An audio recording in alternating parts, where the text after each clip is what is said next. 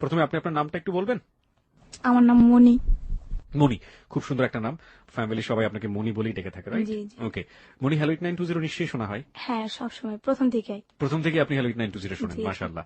আপনি নিশ্চয়ই তাহলে জানেন যে আমরা প্রথমে শুরু করার আগে কিছু বেসিক ইনফরমেশন আপনার কাছ থেকে নিব, যেমন আপনার বয়স, আপনি কোথায় পড়েছেন ইত্যাদি। যদি আমরা, এবং ঢাকা শহরে কোথায় থাকেন একটু যদি বলে নিতেন। আমি থাকি টঙ্গীতে। হুম হুম। আমার বয়স হচ্ছে 17 বছর চলতেছে। 17 বছর চলছে, হ্যাঁ, ওকে। আমি পড়াশোনা করছি টঙ্গীতেই। ঠিক আছে, তো আজকে আপনি আপনার জীবনের গল্প বলতে এসেছেন, কোথা থেকে আপনি শুরু করতে চান? প্রথম থেকে আমি আমার মায়ের কাহিনী থেকেই শুরু করি। জি প্লিজ, একেবারে রিল্যাক্স, ফ্রেন্ডদের কাছে যেভাবে বলে ঠিক সেইভাবে আরামসে বলুন, কোনো সমস্যা নেই। আমরা সবাই মিলে আপনার কথা শুনবো। প্রথমে আমার আম্মু একজন ক্লিনিকের একজন আপনার বলতে পারেন ডাক্তার ছিল, নার্স। জি। তারপর আমার আম্মু আমার বাবার সাথে, যেটা ছোট থেকে বিয়ে হয়, তখন আমরা ছোট ভাই বোন, আমি তখন যেটাকে বলে গর্বে ছিলাম। তারপর আমার আব্বুর সাথে আমার আম্মুর কি নিয়ে আর কি একটা মেয়ের সাথে, যেটাকে বলে ফিজিক্যালি রিলেশন করতে গিয়া আমার আব্বু আমার আম্মুকে বিয়ে করে। আমি ঠিক ঘটনাটা বুঝতে পারিনি, আপনি যদি একটু আমাদেরকে ধীরে জিনিসটা বুঝিয়ে বলতেন। মানে আপনার আব্বুর কি হলো, আমরা ঠিক বুঝতে পারলাম না। আর কি আমার আম্মুর সাথে আমার আব্বুর বিয়ে হয়। হওয়ার পর আমার আব্বু মাছ ধরতে গিয়া একটা মেয়ের সাথে ফিজিক্যালি রিলেশন হয়। মাছ ধরতে গিয়ে অন্য একটা মেয়ের সাথে আপনার আব্বুর শারীরিক সম্পর্ক হয়ে যায়। হ্যাঁ। হওয়ার পর গ্রামের লোকজন দেখে ফেলে, দেখার পর ওইখানে আর কি বিচার বসায়। বিচার বসার পর আমার আব্বু ওই মেয়েটাকে বিয়ে করে। বিয়ে করতে বাধ্য হয়? আচ্ছা। হ্যাঁ, বিয়ে করার পর আমার আম্মু তো এগুলো সহ্য করতে পারে না। তারপর দেখে যে ওই মেয়েটার সাথে আমার আব্বু বেশি একটা রিলেশন ভালো করতেছে, আমার আম্মুকে দেখতে পারে না। আমার ভাইয়া তখন হইছে, আমি তখন হয়তো পেটে। তো আমার আম্মুকে দেখতে পারে না। তো আমার দাদা কি করে, আমার আম্মুর নামে যত সম্পত্তি ছিল আমাদের ঢাকায় ওগুলো দিয়ে ফেলে আমার আম্মুকে। আচ্ছা আচ্ছা। তো দেওয়ার পর আমার বাবা ওইটা মাইনা নিতে পারে না, আর আমার আম্মু ওইটা মাইনা নিতে পারে না। ছোট মা যেটাকে বলে, উনি মাইনা নিতে পারে না। তো উনি আমার আম্মুকে যেটা বলে পরামর্শ দেয় কিছুটা। জি। পরামর্শ দেওয়ার পর আমার আব্বু কি করে, যে আমার দাদার উপর অনেক টর্চারিং করে। টর্চারিং করার পর আমার দাদা স্ট্রোক করে মারা যায়। মানে আপনার বাবার অত্যাচারে আপনার দাদা মারা গেল? হ্যাঁ, একটা স্ট্রোক করে। কিসের জন্য সম্পত্তি লিখে দিচ্ছে অন্য মেয়েকে, ওনার ছেলে থেকে। তো আমার আম্মুকে অনেকভাবে সই নেওয়ার চেষ্টা করে, কিন্তু আমার আম্মু দেয় না। যে আমার আম্মু চিন্তা করে যে আমার ছেলে আসছে, আমার গর্ভে একটা আসতেছে, তো ওরও তো ভবিষ্যৎ আছে। না দেওয়ার কারণে আমার আম্মুকে ওনারা ছাইড়া দেওয়ার হুমকি দেয়। আর আমার আম্মুকে বিভিন্ন ভাবে টর্চারিং করে, ছেলে দেয়া, যেমন বাইরের কিছু লোক দিয়ে আমার আম্মুকে টর্চারিং করে। তো করার পর আমার আম্মু এক সময় দেখা যায় যে বাধ্যতামূলক আমার বাবার বাসায় ভাড়া থাকে। পরিচয় দেয় না যে ওনার হাজবেন্ড। আমার ভাইয়াও ডাকতে পারে না যে এটা আমার বাবা। ডাকলে আমার ভাইয়াকে মারধর করে আর কি। আমি ঠিক এই জায়গাটা একটু পরিষ্কার হতে চাই, সেটা হচ্ছে যে আগে যেখানে শ্বশুর বাড়ি ছিল ওই জায়গায় সে ভাড়া থাকা শুরু করলো? হ্যাঁ হ্যাঁ হ্যাঁ, কিন্তু মানুষে জানে তো যে ওনার ওয়াইফ। ভাড়া থাকা শুরু করলো, ঠিক বুঝলাম না। আপনার আম্মা তো ওখান থেকে চলে গেলেও পারতো, সম্পত্তিগুলো তো কেউ নিতে পারতো না, কেন ভাড়া থাকলো? বাইরের দিক দিয়ে বিভিন্ন ভাবে আমার আম্মুকে টর্চারিং করা হয়। যেমন মানে একটা মেয়ের জন্য বাইরে গিয়ে থাকাটা অনেক বেশি টাফ ছিল। হ্যাঁ, কোনো লোকে ভাড়া দিতে চায় না। আর আমার আম্মুর এমন কোন ফ্যাসিলিটি নাই যে অন্য জায়গায় রুম ভাড়া নিবে। তার আমার আম্মুরও আত্মীয় স্বজন যেগুলো আছে ওগুলো আমার আম্মুকে বোঝে না, টাকার জন্য হেল্প করে যেটাকে বলে। আর আম্মুকে অতটা দেখতে পারে না। তারপর যেটা হয়, ভাড়া থাকে। তারপর আমার যেটা বুঝ হয়, আমি যখন হওয়ার পর আমি আমার আম্মুকে যদি জিজ্ঞেস করতাম আম্মু বাবা কে, আম্মু বলতো যে তোমার বাবা নাই, তোমার বাবা মারা গেছে। কিন্তু ভাইয়াও বলতো না যে এটা আমাদের বাবা। তো আমরা ওনাদের বাড়ির চোখেই দেখতাম। বাড়িটা কার নামে ছিল? বাড়িটা ছিল আমার দাদির নামে। দাদি তখন বেঁচে ছিলেন? হ্যাঁ, দাদি বেঁচে। দাদি কি আচরণ করতো আপনাদের সঙ্গে? ভালো, কিন্তু উনিও আমাদের পরিচয় দিত না যে উনি আমার দাদি। এমনিতে দাদি দেখতাম, কিন্তু বুঝার পরে জানি যে এটা আমাদের আসল দাদি, দাদা দাদি। ওকে, যাই হোক, সে প্রসঙ্গে আমরা আসবো। হ্যাঁ, তারপর যেটা হয় আর কি, আমার আম্মু তখন একটা দাবি করে যে ওনার সম্পত্তি ওনাকে দিতে হবে। ওনার মেয়ে হয়েছে, এখন ওনার মেয়ের নিয়ে কোথায় দাঁড়াবে। তো একসময় ওনাকে বলে যে এই বাড়ি ছেড়ে তুমি চলে যাও। তখন আমার আম্মু বলে যে চলে গেলে আমি কই যাব, কই থাকবো, আমার তো এখন ছেলে মেয়ে আছে, তুমি আমাকে কিছু না কিছু একটা দাও। তো যেহেতু জায়গা জমি, আম্মুকে অনেক টর্চারিং করে, আম্মুকে মারধর করে, মেরুদণ্ড ভাঙিয়ে দেয় পিঠে। আর আমার আব্বু একজন প্রভাবশালী লোক, যেটা বলে নেতা, রাজনীতি করতে আপনার বাবা। হ্যাঁ, বাবার উপরে কেউ আবার কথা বলতো না। তো আমার আম্মুকে অনেক মারধর করার পর আমার মামা, ছোট মামা, ওনাকে বনসই দেয় যে আমার আম্মু আর এলাকায় কখনো আসবে না, আমার আম্মুকে নিয়ে দূরে চলে যাবো, আর কখনো এই এলাকায় আমার আম্মু ডিস্টার্ব করবে না ওনাদের। তো তারপর আমার আম্মু এটা মেনে নিতে পারে না। আচ্ছা, যে সম্পত্তিগুলো আপনার দাদা লিখে দিলেন আপনার মাকে, সেগুলো কি দলিলপত্র, কাগজপত্র আপনার মার কাছে ছিল? বাট মারধর করার পর ঘরে যত জিনিসপত্র ছিল ওরা নিয়ে গেছে, আমাদের বের করে দিচ্ছে। তারপর আমি তখন বুঝি, প্রায় আমার বয়স, এটা মনে 2002 সালে কিংবা 3 সালের ঘটনা।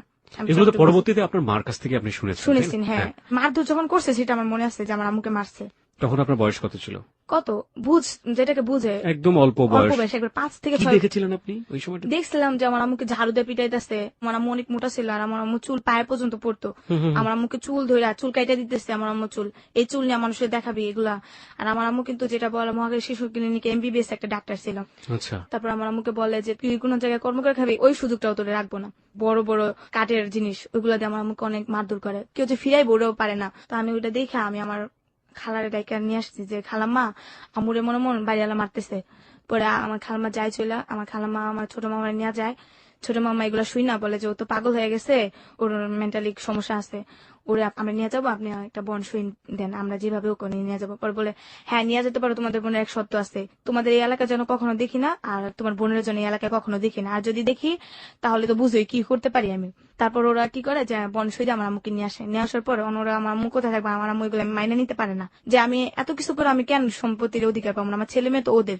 তো আমার আম্মু কি করে থানার সাহায্য নেয়, থানার লোকরা আসে, তো আমার আব্বু কিছু টাকা দেয় ওনাদেরকে, আমি যেটা শুনছি আমার খালাম্মার মুখের থেকে। টাকা দেওয়ার পর চলে যায় পুলিশেরা, আর এটা নিয়ে বেশি একটা ঘাটাঘাটি করে না, বলে যে তুমি এগুলো করো না, তোমার সমস্যা করতে পারে, আমরা তোমাকে সবসময় পাহারা দিতে পারবো না, দেখা গেছে তোমার হাজবেন্ডের লোক এসেও তোমাকে ডিস্টার্ব করতে পারে, তখন কি করবা। তো আমার যেটা সৎ মা উনি আমার আম্মুকে ডাইকা নিয়ে যায়, নিয়ে আমার আম্মুর সাথে ভালো কথা বলে, হ্যাঁ তোমাকে জায়গা জমি এগুলো আমি ব্যবস্থা করে দেবো, তোমার কোনো সমস্যা হবে না।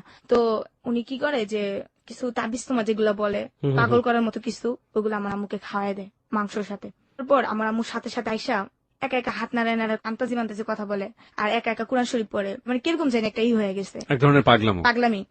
ছেলে মেয়েদেরকে দেখতে পায় না, কাউকে দেখতে পায় না, মানুষের সাথে কেমন খারাপ আচরণ করে, আর আমার নিয়ে ঘরে থাকে না। ওকে, প্রিয় শ্রোতা, এই পার্টে আপনাদের সবার দৃষ্টি আকর্ষণ করছি আমরা রিয়েল লাইফের একটা ছোট্ট পার্ট, এরকম যেখানে অনেক বেশি প্রশ্নবিদ্ধ হতে পারে, যুক্তি একেবারে নাও খাটতে পারে, but this is a part of life. যেমন আমরা অনেক সময় ভূতের অনেক ধরনের গল্প শুনে থাকি, যেটা কারো কারো কাছে একেবারে আজগুবি, কারো কারো কাছে কোনো যৌক্তিকতাই নেই, কারো কারো কাছে বৈজ্ঞানিকভাবে প্রমাণিত না। এই যে ঘটনাটিও বললো তাবিজ কবজের ব্যাপারটি, সেটাতে বিশ্বাস অবিশ্বাস করা একান্তই আপনার ব্যক্তিগত ব্যাপার, কিন্তু এটা জীবনের একটা অংশ। বিশ্বাস করবেন কি করবেন না সে বিষয়টি আপনার উপর আমরা ছেড়ে দিলাম, কিন্তু আমরা আমাদের জায়গা থেকে জীবনের গল্প যেহেতু প্রচার করছি, সুতরাং ও যেটা ফিল করেছে সেটা ও বলার অধিকার রাখে, সুতরাং ওটাও বলবে।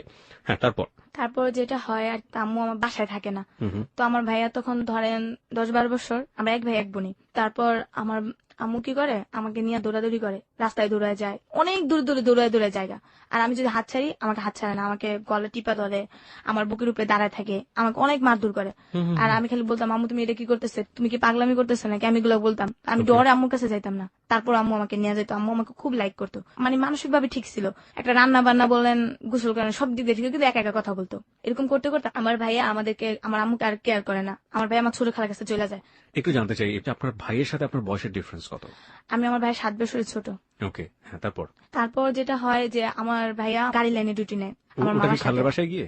হ্যাঁ, তো খালের বাসায় গিয়ে সে গাড়ির লাইনে ডিউটি নিল। হ্যাঁ। কি ডিউটি ছিল এটা? যে হেল্পারি করে বাসে। ওকে, হ্যাঁ, তারপর আমি আমার আম্মুর কাছে থাকি, আমার আম্মুর সাথে আমি ঘোরাফেরা করি, কিন্তু আমাকে কেউ তখন আর অতটা গিয়ে করে না যে ও পাগল আমি করুক, সমস্যা কি, মেয়েটা আমাদের কাছে থাকে। কিন্তু কি আমাদের আপনার যে সৎমা ছিল তার ঘরে কি সেই সময় কোনো সন্তান ছিল? হ্যাঁ, 2 ছেলে 1 মেয়ে ওনার ঘরে এখনো বর্তমান আছে। ওকে।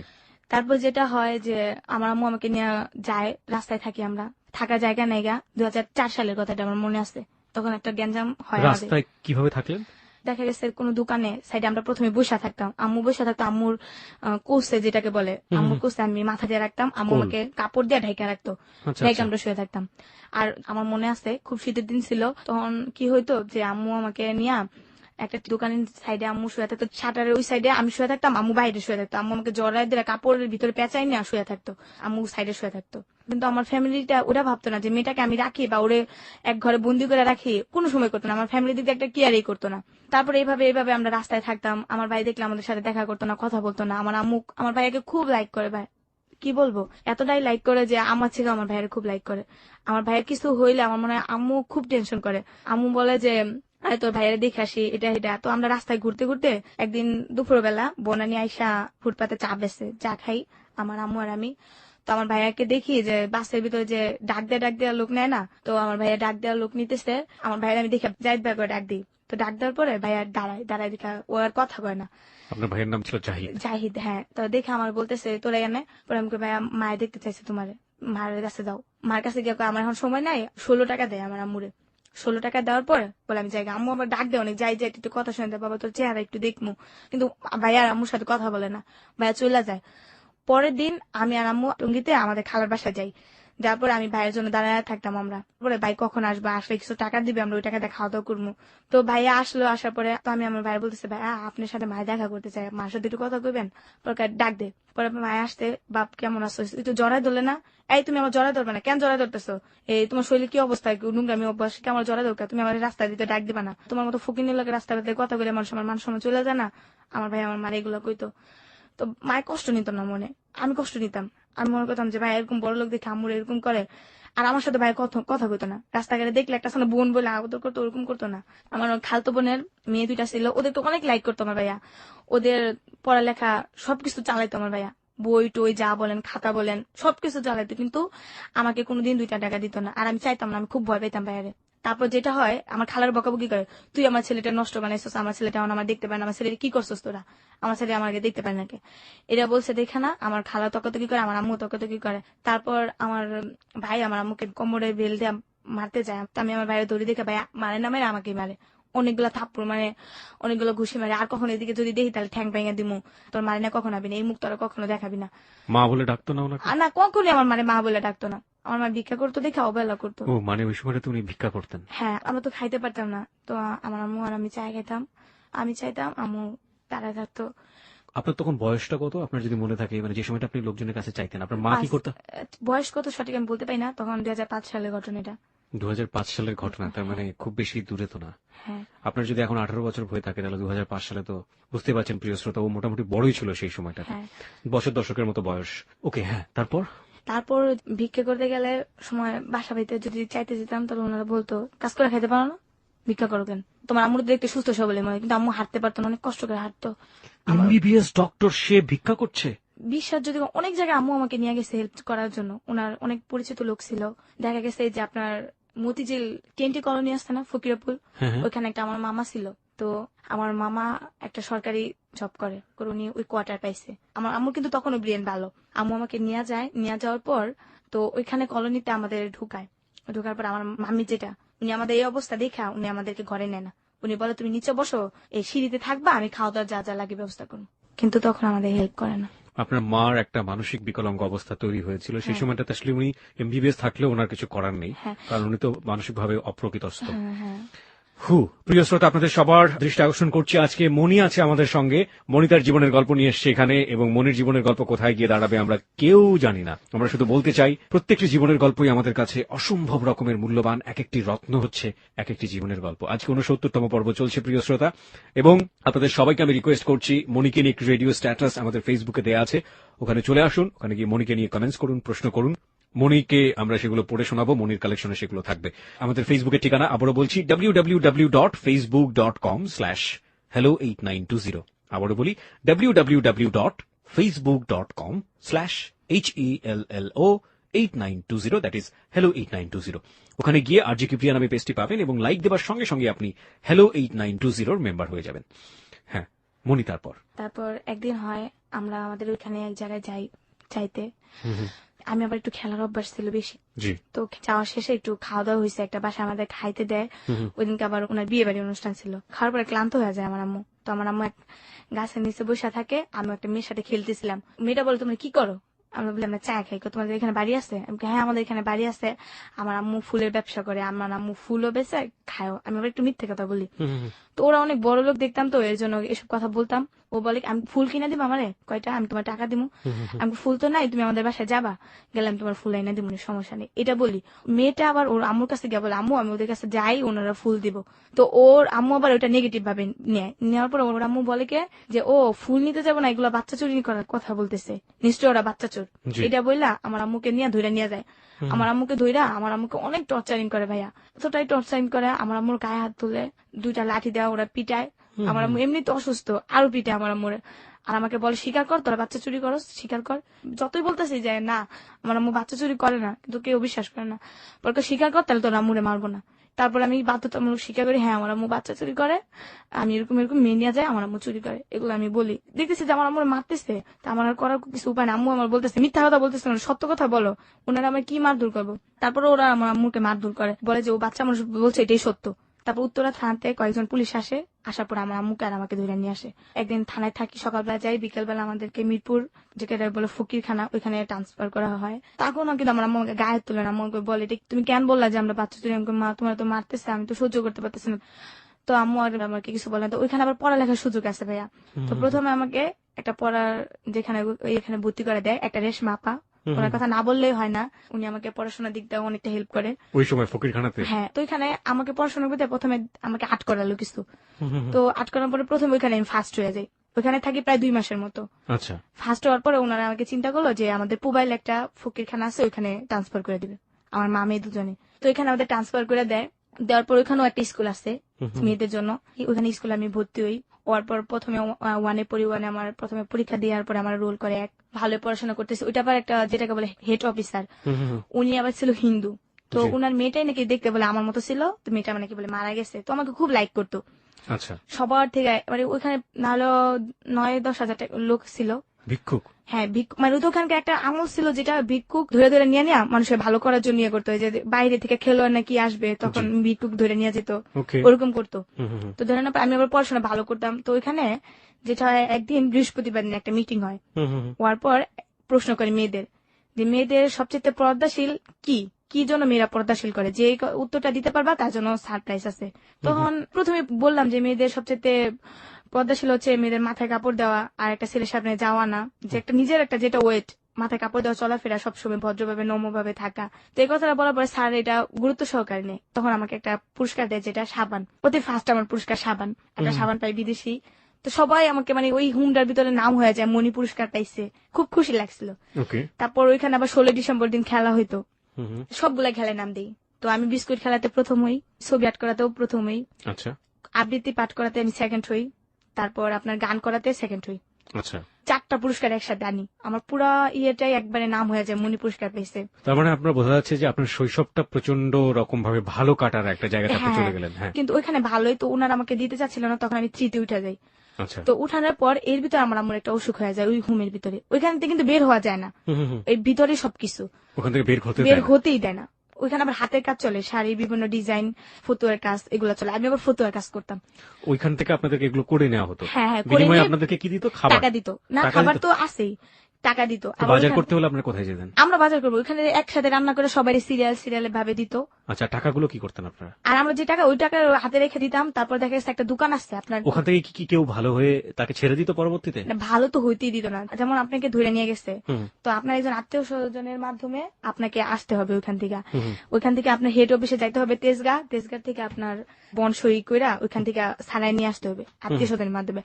আর যদি মেয়ে থাকে, দেখা গেছে মেয়েদেরকে আপনার বড় একটা ভালো চাকরি দিয়ে শেষ পর্যন্ত বিয়ে বের করে দিবে। তারপর আমার আম্মু একটা প্রচন্ড রাখার অসুখে পড়ে যায়, পাতলা পায়খানা যেটাকে বলে। ওই পর আমার আম্মুকে ডাক্তারে নেওয়া ট্রিটমেন্ট করা হয়, কিন্তু আমার আম্মু ভালো হয় না। তারপর আমার আম্মুকে কি করে, জিজ্ঞেস করে যে তোমার কেউ আছে নাকি, আমার আম্মুকে ঠিকানা বলতে বলে।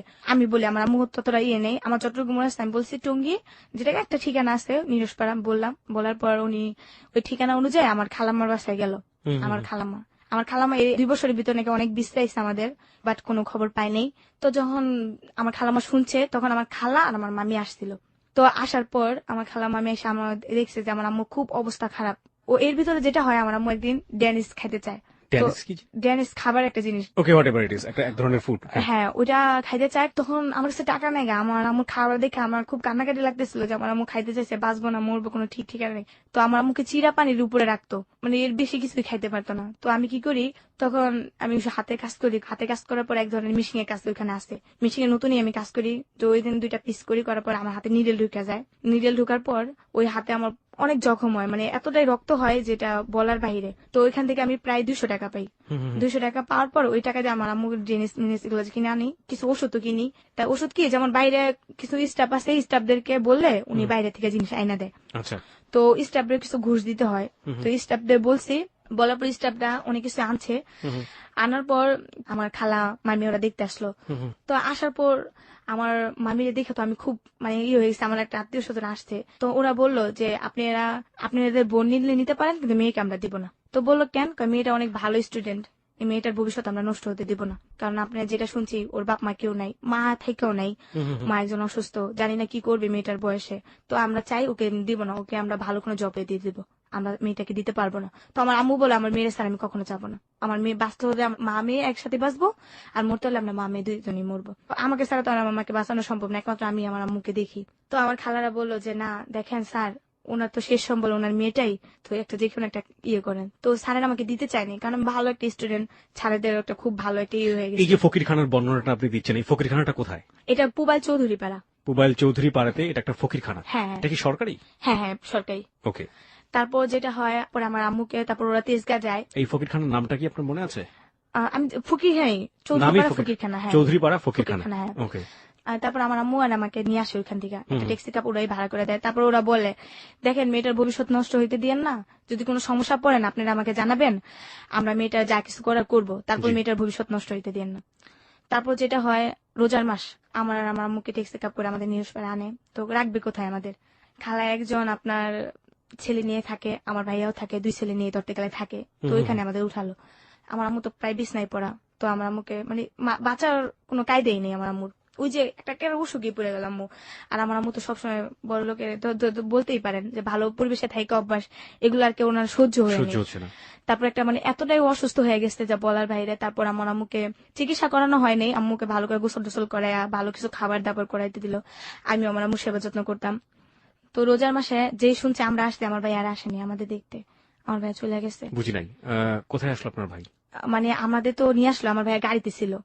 থাকার পর আমার খালামাতে শুনছে, খালামার বাসায় গেছে। কোথায় নিয়ে গেল আপনাদেরকে? আমাদের নিয়ে গেছে আমার ছোট খালার বাসায়। আর ওইখানে আসতে আমার মেজু খালার বাসায় গিয়ে বললো যে তোর আম্মু আসছে, তুই তোর আম্মুকে দেখতে যা। আপনার ভাই থাকতো মেজো খালার বাসায়, আপনারা গেছেন ছোট খালার বাসায়, রাইট? ছোট খালার বাসায় থাকতো আমার ভাইয়া। তো আমার ভাইয়া গাড়ি চালাইতে গেছে, তো ওই দিনকে নামছে গাড়ি থেকে, আমার পর সরাসরি আমার মেজু খালার বাসায় গেছে। মেজু খালার বাসায় যাওয়ার পর মেজু খালা বললো যে এমন এমন তোর মা আসতে, এমন এমন আমরা এমন জায়গা থেকে আসছি। তারপর এই কথা শুই না, ও আর আমাদের দেখতে আসেনি, ও ওই দিক দিয়ে চলে গেছে। চলে যাওয়ার পর আমরা তো বাইরে দেখবো, আমার আম্মু কত আশা বাইরে দেখবে, তো ভাই আর আসেনি। তো আমরাই বসে আসি, আসে না খবর নেই, 2-3 দিন চলে যায় আর আসে না। খালামাও আমাদের অতটা কেয়ার করে না, খালামা ছোট খালা করে তো করে না, মানে কিরকম হেলা করে, হ্যাঁ এরকম করতে পারছে। আমার মা আবার এক কথা সহ্য হয় না, আমার আম্মু খুব একটা ধরতে পারে রাগী লোক, অনেক রাগী, খুব জিদি, ওনার একটা কথা বলে ওনার সহ্য হয় না। তো ওনার কথা যে সারা জীবন কামাই করে তোদের খাইছে, এই বিপদের সময় তোরা যদি আমার না দেখো আমি কোথায় যাবো? তারপর আমার আম্মুকে অতটা ইয়ে করে না, তো আমার আম্মু কি করে, ঝগড়া করে ওদের সাথে, সুস্থ হয়ে যায়। সুস্থ হওয়ার পর বের হয়ে আসে, তারপর আবার আমরা এই যে রাস্তায় থাকা শুরু হয়ে যায়। রাস্তায় থাকি, আম্মুর সাথে ভিক্ষা করি, এখানে ওখানে থাকি। আপনাদেরকে কি তাহলে ওই ফকিরখানা থেকে বেরিয়ে করে দিল? হ্যাঁ। আপনাদেরকে এক পর্যায়ে ফকিরখানা থেকে বের করতে চাচ্ছিল না, আবার আম্মার অসুখের কারণে আপনাকে শেষ পর্যন্ত আপনাদেরকে খালার বাসায় দিয়ে আসলো। আচ্ছা, তারপরে আপনার যেটা হলো যে ওইখানে আপনার আম্মু ঝগড়া করলো, ঝগড়া করার পরে হলো না, ওখানেও এক ধরনের টানাপোড়েনের লাইফ, এবং শেষ পর্যন্ত আবার সেই ভিক্ষার জীবনে ফিরে গেলেন। হ্যাঁ। তারপর যখন ভিক্ষা করতাম, যেটা হয়, আম্মু ভিক্ষা করতো, আমার খুব শরম লাগতো। টঙ্গী বাজার আমরা নিচে থাকি, তবে যেসব লোকরা দেখছে ওদের সাথে ইচ্ছে করলে আপনি ফোনে যোগাযোগ করতে পারেন, সমস্যা নেই। তারপর আম্মু থাকতো, আম্মুর সাথে চাইতাম। তো আবার রাত হলে, দিন হলে আম্মু চাইতো, আম্মুর সাথে চাইতাম। আম্মু ঘুমাইতো দিনে। কিভাবে চাইতেন আপনারা? কিভাবে চাইতাম যে কিছু সাহায্য করবেন, আম্মু আবার আমাকে শিখাই দিতে এইভাবে, আমাদের কিছু সাহায্য করবেন। তো উনি বলতো কি সাহায্য করব, হ্যাঁ আমরা অভাবে পড়ে আসছি, এরকম এরকম এক ধরনের মিথ্যা কথা তো অনেক সময় ভিক্ষা করতে গিয়ে বলতে হয়। আমার আম্মু বাট মিথ্যা কথা বলতো না, অনেকে আছে না যে জিজ্ঞেস করতো। তো এক পদে আমাদের টঙ্গীর মেয়র আজমতুল্লাহ, উনি একদিনকে আমাদেরকে ভিক্ষার দেখে আমার আম্মুকে চিনে ফেলে, আম্মুকে দেখা সিকিউরিটি দিয়ে ডাকায় নিয়ে যায়। আম্মুকে দেখা বলে তুমি এই জায়গায় কেমনে আসলা, এভাবে কেন, এরকম কেন তুমি? তো উনি দেখে আম্মু এগুলা বলে, আম্মু আবার এক পর্যায়ে তুই করে বলে, দেখতেছ না তোদের কারণে আমাদের এখানে, মানে আম্মু এক পর্যায়ে ওদের কেমন জানি, আমি চিন্তা করতেছি একটা মেয়র যেটাকে বলে চেয়ারম্যান, উনি আম্মুর সাথে এইভাবে কথা বলতেছে, আম্মু এইভাবে কথা বলতেছে, একটা অবাকের বিষয় না? তারপর দেখলাম একসময় আম্মুকে বলার পর আম্মুকে বলে হ্যাঁ তোদেরকে আমি হেল্প করবো কিছু টাকা দেবো, তখন আমাদের কি করে 500 টাকা দেয়। তারপর বলে অমুক দিন আসবি, তোদেরকে আমি একটা রুম নিয়ে দেবো, তোদেরকে হেল্প করবো। তারপর যেটা হয়, একদিন বৃষ্টির সময়, খুব বৃষ্টি, মানে এতটাই বৃষ্টি, আমি আর আম্মু বসে থাকি। বৃষ্টির সময় থাকতেন কই আপনারা যখন ভিক্ষাটা করতেন? সারাদিন আমরা জায়গায় জায়গায় গিয়ে ভিক্ষা করতাম, উত্তরা, নিউজপাড়া, টঙ্গী, এগুলাতে ভিক্ষা করতাম। বেশিরভাগই উত্তরা যেতাম, কারণ উত্তরা আমি না টঙ্গীতে করতাম না, কারণ আমার কিছু বান্ধবী ছিল যেটা নিউজপাড়া, আমার আম্মুর সাথে চাইতে সময় আমার খালামার বাসায় যখন যাইতাম না, তখন আমার বান্ধবীগুলো আমি দেখতাম না, ওরা যখন মার্কেট করতে আসতো না রাতে, আমার দেখতাম আমি ভিক্ষা করতেছি না, দেখলে না ওরা আমাকে পরে শরম দিত, তুই ভিক্ষা করস, তোদের সাথে আমি কথা বলবো না, তোদের সাথে দেখতে আমরা মানে আমাকে শরম দিত এক পর্যায়ে। আমি খুব শরম পাইতাম, এই জন্য আম্মুরে নিয়ে আমি দূরে দূরে যেতাম, দূরে দূরে ভিক্ষা করতাম আমরা, কিন্তু কাছে করতাম না। তারপর রাত্রে শুয়ে থাকতাম আম্মুরে নিয়ে। তো এক সময় দেখা কোথায় যেত শুয়ে থাকতেন? টঙ্গী বাজার। বাজারের মধ্যেই? হ্যাঁ, বাজারের মধ্যে শুয়ে থাকতাম। সমস্যা হতো না কোনো? আসলে একটা যুবতী মেয়ে, যুবতীও না, একটা ছোট মেয়ে বলতে পারেন, তখন আমি সাবালিকা হইনি যেটাকে বলে। হুম, হুম, হুম। দেখা গেছে একসময় শুয়ে থাকতাম, একদিন যেটা হয়েছে, তখন আমের সিজন, তখন আমরা চাইতে গিয়ে প্রায় অনেক আম পাইছি, আমাদেরকে অনেক আম দিছে। তো আম্মুরে বলতেছি এই আমগুলো পুচা যাবো গা, কি করবো, তো অফিসে গার্মেন্টস লোক আছে না, তো আম্মুর আমি বলতেছি আম্মু এই আমগুলো আমরা এক কাজ করতে পারি যে আমি বিক্রি করি, কিছু টাকা হইলো কিন্তু আমরা খাইতে পারবো দুপুরে। কয় কি করবা? আমি কই, তুমি তো রাত্রে ঘুমাও না, তুমি এখানে শুয়ে থাকো, আমি তোমার এখানে বসে বসে আম বিক্রি করি। তা আম্মু আবার আমাকে খুব কেয়ার করতো, মানে কোথাও যাইতে দিত না, মানে যাইতেই হলে না আম্মুর পারমিশন নিত আর আম্মুর সাথে যাইতো, জি। বলতো যে পোলাপান ভালো না। আম্মু আমাকে অনেক বুঝাইতো। আর আমার আম্মু কি করতো জানেন, আমরা যে লাইব্রেরি গুলাতে ভিক্ষা করতে চাইতাম না, হুম, হুম। লাইব্রেরি দোকানটা না, আমার আম্মু চায় নিত, আমাকে একটা বই দিবেন, আদর্শ লিপির বই, আমাকে একটা কলম দিবেন, আমার মেয়েটাকে আমি পড়াবো। আর আরবি দোকানে যাও বলতো যে আমাদের একটা কায়দা দিবেন, আমার মেয়েটা আমি পড়াবো। তো আমার আম্মু আমাকে, যখন রাত্রে আমরা অনেকটা সময় দোকান বন্ধ হয়ে যায় না, তখন আমার আম্মুকে দেখে দেখে আমাকে পড়াইতো, আমিও পড়াশোনায় মনোযোগ দিতাম, আম্মু পড়াইতো আমিও পড়তাম, আম্মু হাতে লেখা শিখাইতো। সারাদিন ভিক্ষা করতেন আর আর রাতের রাত্রে বেলায় চাওয়া আম্মু বইগুলো নিয়ে আপনাকে পড়ানো হতো। পড়াইতো। তো আমার আম্মু বলতেছো তুমি আম্মু ব্যস্ত, তুমি এই পড়াগুলো মুখস্থ করো, আমি একটু ঘুমাই, রাত্রে আবার ঘুমাইতে হয়। তো আমি আম্মু শুয়ে আসতে আমি আম বিক্রি করতেছি, তো এক গার্মেন্টসের লোকরা আবার কিনতো আম, তখন আমের দাম বেশি ছিল, হুম, হুম, হুম। গার্মেন্টসের লোক দেখা যাচ্ছে 10 টাকা 20 টাকা দিয়ে কিনে নিত, তো আমাদের 50 টাকা এই 100 আমগুলো টাকা পেয়েছিলেন কিভাবে? এগুলো বিক্রি করা? চাইতাম, আম্মু আমার আমের আরো দোকানে গিয়ে চাইতেন? হ্যাঁ, আরো দোকানে চাইলে না আবার ওরা দিত, দিলে দেখা গেছে অনেকগুলো আম দিত, যেগুলো খাইতাম তো খাইতাম, আর যেগুলো থাকতো ভালো ভালো ওগুলো বিক্রি করতাম। আচ্ছা। বিক্রি করা তারপর যেটা হইতো যে ওরা এগুলা কিনা আমাদের প্রায় প্রতিদিন না হলেও 60 টাকা 70 টাকা এরকম হইতো। হুম, হুম, তো হুম। হইলে আম্মু আর আমি ওইগুলা দিয়ে দিনে হয়ে যেত। তো ওই দিনকা পড়াশোনা মানে অনেকটা পড়লাম, পড়ার পর আম্মুকে আম্মু আমি ঘুমে ধরছে, আমি ঘুমামো। তো আম্মু আবার সজাগ হয়ে গেল, আম্মু শুয়ে রয়েছে। তো ওই দিনকা যেমন আম্মু ভিতরের দিকে শুই নেই, আমি শুয়েছি বাইরের দিকে, আম্মু শুয়েছে ভিতরের দিকে, ঠিক আছে। তো ওই দিনকে একটা লোক, ওটা উনি কলা বিক্রি করে, হুম, হুম, হুম। তো ওই দিনকা আমি শুয়ে আছি, যেমন বুঝতেই পারেন একটা শোয়া কিরকম, আমি সোজা হয়ে শুয়ে আছি। হুম, হুম। তো উনি আমাকে কি করে যাওয়ার সময় টাচ করে, সেটা বলে অনেক মানে প্রচন্ড আকারে টাচ করে। একবার করে আমি সেটা বুঝতে পারিনি, 2-3 বার করে আমি ফালতু ঘুমিতে উঠি, তো আম্মুকে বলি আম্মু লোকটা দেখে লোকটা চলে যায়। তো চলে যাওয়ার পর আম্মুকে বলি যে আম্মু এমন এমন সে আমাকে টাচ করছে। তো আম্মু আর জিনিসটা ইয়ে করে নাকি, আম্মু বলতেছে যে থাক এবার তো তুমি ভিতরে যাবে। আম্মু আর সারা রাত ঘুমায়নি ওই দিনকার পর থেকে আর কি, আম্মু জায়গায় থাকে, আমি ঘুমাই আম্মু জায়গায় থাকে, হুম, আম্মু হুম, দিনে ঘুমায় আর রাত্রে আমি ঘুমাই আম্মু জায়গায় থাকে, ওই যে আমাকে ইয়ে করতে হয়। হুম, হুম, হুম। তো এরকম প্রায় অনেকদিন যায়। আর আমার আম্মু একটা কি জানেন, দেখা গেছে আমরা শুয়ে থাকলে মানে যে একটা চকিতে মানুষের যে জিনিস বিক্রি করে না, ওই জায়গায় শুয়ে থাকলে আম্মু ওইখানে কেউ বসতে দিত না, অনেক ছেলেরা আসলে বসা আমাদের দেখা গেছে গায়ে টাচ করে, এগুলো আম্মু বসতে দিত না, ওই জায়গায় আম্মু বসে থাকতো, অন্য কেউ বসতে দিত না। আমি আর আমার আম্মু শুয়ে থাকতাম, আমি রাত্রে ঘুমাইতাম, আম্মু উঠা যেত। আবার আম্মু কি করতো, যখন আমি ঘুমাই যেতাম না ভোরবেলা আমি উঠা যেতাম, আম্মু আবার শুইতো, শোয়ার পর আবার এরকম করতাম। তো এরকম করতে করতে একদিন যায়, তো একদিন কি হয়, আমি নদীতে গোসল করতে যাই। তো আমরা রাত্রে কি করি, যেটা হয় আমরা তো এক কাপড় 2-3 দিন পুরা থাকতে হয়, কাপড় চোপড় পাল্টানোর মতো কোনো কাপড় চোপড় নাই আমাদের। ও এর ভিতরে একটা ঈদ আইসা পড়ে, তো আমার ঈদের ভিতরে কেউ কাপড় চোপড় দেয় না, অনেক ইয়া। তো আম্মু বলে যে আমার তো আর এরকম সামর্থ্য নাই তোমার কাপড় দেবো, চল আমরা কাপড়ের দোকান থেকে কিছু চাই, আর তোমার তো ঈদটা করাইতে হইব, দেখি তোমার কোনো কাপড় চোপড় ব্যবস্থা করতে পারিনি। আমি কই আচ্ছা। পরে আমি কাঁদতেছি, আমার কাপড় চোপড় চামড়াই হয়ে গেছে, আমি কাপড় চোপড় পাই না, সবাই পরবো আমি পরবো না, আমি আমার কাপড় চোপড় দিতে হইব, তুমি বাইরের কাছে যাও গিয়া কম আমার কাপড় চোপড় দিতে। কিন্তু কেউ আমার অতটা হেল্প করতো না।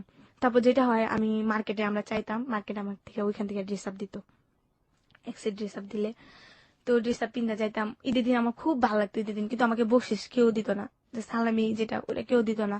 আমার আম্মুকে সালাম করতাম, আম্মু তো এমনি আমাকে 20 টাকা 30 টাকা খাইতে দিত। তারপর ওই দিনকে সালাম করলে 20 টাকা 30 টাকা দিত। ওই দিনকে আম্মু আমার কাছে হাতে রাখতো না, ওই দিনকে আম্মু কোথাও বসে থাকতো, আমি দিন সারাদিন ঘুরতাম আমাদের এলাকা দিয়া, যেটা নিউজপাড়া ঘুরতাম। তো ওই দিনকে কি হয়, এক রোজার ঈদ, আমার খালাতো বোনেরা দুলাভাইরে সালাম করে, তো আমার দুলাভাই ওদেরকে 30 টাকা করে দেয়, 60 টাকা দেয়। তো ওরা বলে আব্বু আমি যাই। তো এই জিনিসটা দেখে আমার খুব কষ্ট হয়, যে আজকে আমার বাবা থাকলে হয়তো ওইভাবে বলতে পারতাম যে তখনও কি আপনি জানেন যে আপনার বাবা উনি? না, আমার আম্মু তখন বললে আপনি জানেন আসলে না? যে আমার বাবা নাই। তখনও বাবা- বলেনি আপনাকে যে আপনার না, বাবা না, নাই? নাই। ওকে। আর আরেকটা জিনিস যেটা সেটা হচ্ছে যে আপনার এলাকাতে তো সবাই মোটামুটি আপনার আত্মীয় স্বজন জানতো যে আপনারা ভিক্ষা করে হ্যাঁ, খান, সবাই জানে, এলাকা সবাই জানে যে আমরা সব বিক্রি এভরিবডি করি। জানে। হ্যাঁ, সবাই ওকে। জানে। তারপর যেটা হয় যে আমি এই ভিক্ষা করা ভাগ্নিগুলো আমাকে নিয়ে যায় না ঘুরতে, যে ওরা ভিক্ষা করে, ওরা দেখলে পরে আমাদের মান সম্মান নষ্ট সব হয়ে যায়। সবাই সবাই দূর দূর করে তাড়িয়ে হ্যাঁ, দিত। ও আমার, এটাও কি 2005 সালেরই ঘটনা? হ্যাঁ 2005 দিক দিয়ে। 2005-এ রয়েছে আমরা এখন হ্যাঁ, পর্যন্ত। হ্যাঁ। ওকে, হ্যাঁ, তারপর? তো এই জিনিসটা দেখে আমার খুব কষ্ট লাগে যে আজকে যদি আমার বাবা থাকতো, তো আমার বাবা আমার বলতো যে আম্মু নাও বকশিস, যাও ঘুরে আসো। তারপর আমি আমার বান্ধবীর সাথে, আমার কিছু বান্ধবী ছিল, এমনিতে কথাবার্তা বলতাম, ওদের সাথে ঘুরতে মুড়তে যা, আবার রাত্রেবেলা আইসা বসতে আম্মুর কাছে, আইসা আবার আমরা রাস্তায় থাকি। দিনের বেলা আবার পোলাও মাংস যাই খাইছি, আমার খালামার বাসায় খাইছি, মামির বাসায় খাইছি, ওইখান থেকে আবার প্যাকেট করে দিছে, পলিশিং করে দিছে আমার আম্মুর লেগে লয়ে গেছি। তো আমার আম্মু আবার কি গরু মাংস খায় না, কারণ গরু মাংসের ভিতরে নাকি আম্মুর কি মিশাই দিছে, এরপর থেকে গরু মাংস আম্মু খায় না। তো আম্মু পোলাও একটু হলে খাইছে, খাওয়ার পর আর খায়নি, তো ওইগুলো আমি খাইছি। তাই একটু বড় হলাম, 2007 সালের ঘটনা। হুম, হুম, হুম। বউবাজার আমরা বিক্রি করতাম, তো একটা যেটা বলে খ্রিস্টান স্কুল, চায়নার কোরিয়ানের মেয়েরা আছে না, তো ওইখান থেকে ওই মেয়েরা যেমন একটা স্কুল দিছে, ওনাদেরকে গরিব দুঃখী মানুষদেরকে খাওয়ায় তেমন ওইখানে পড়ায়।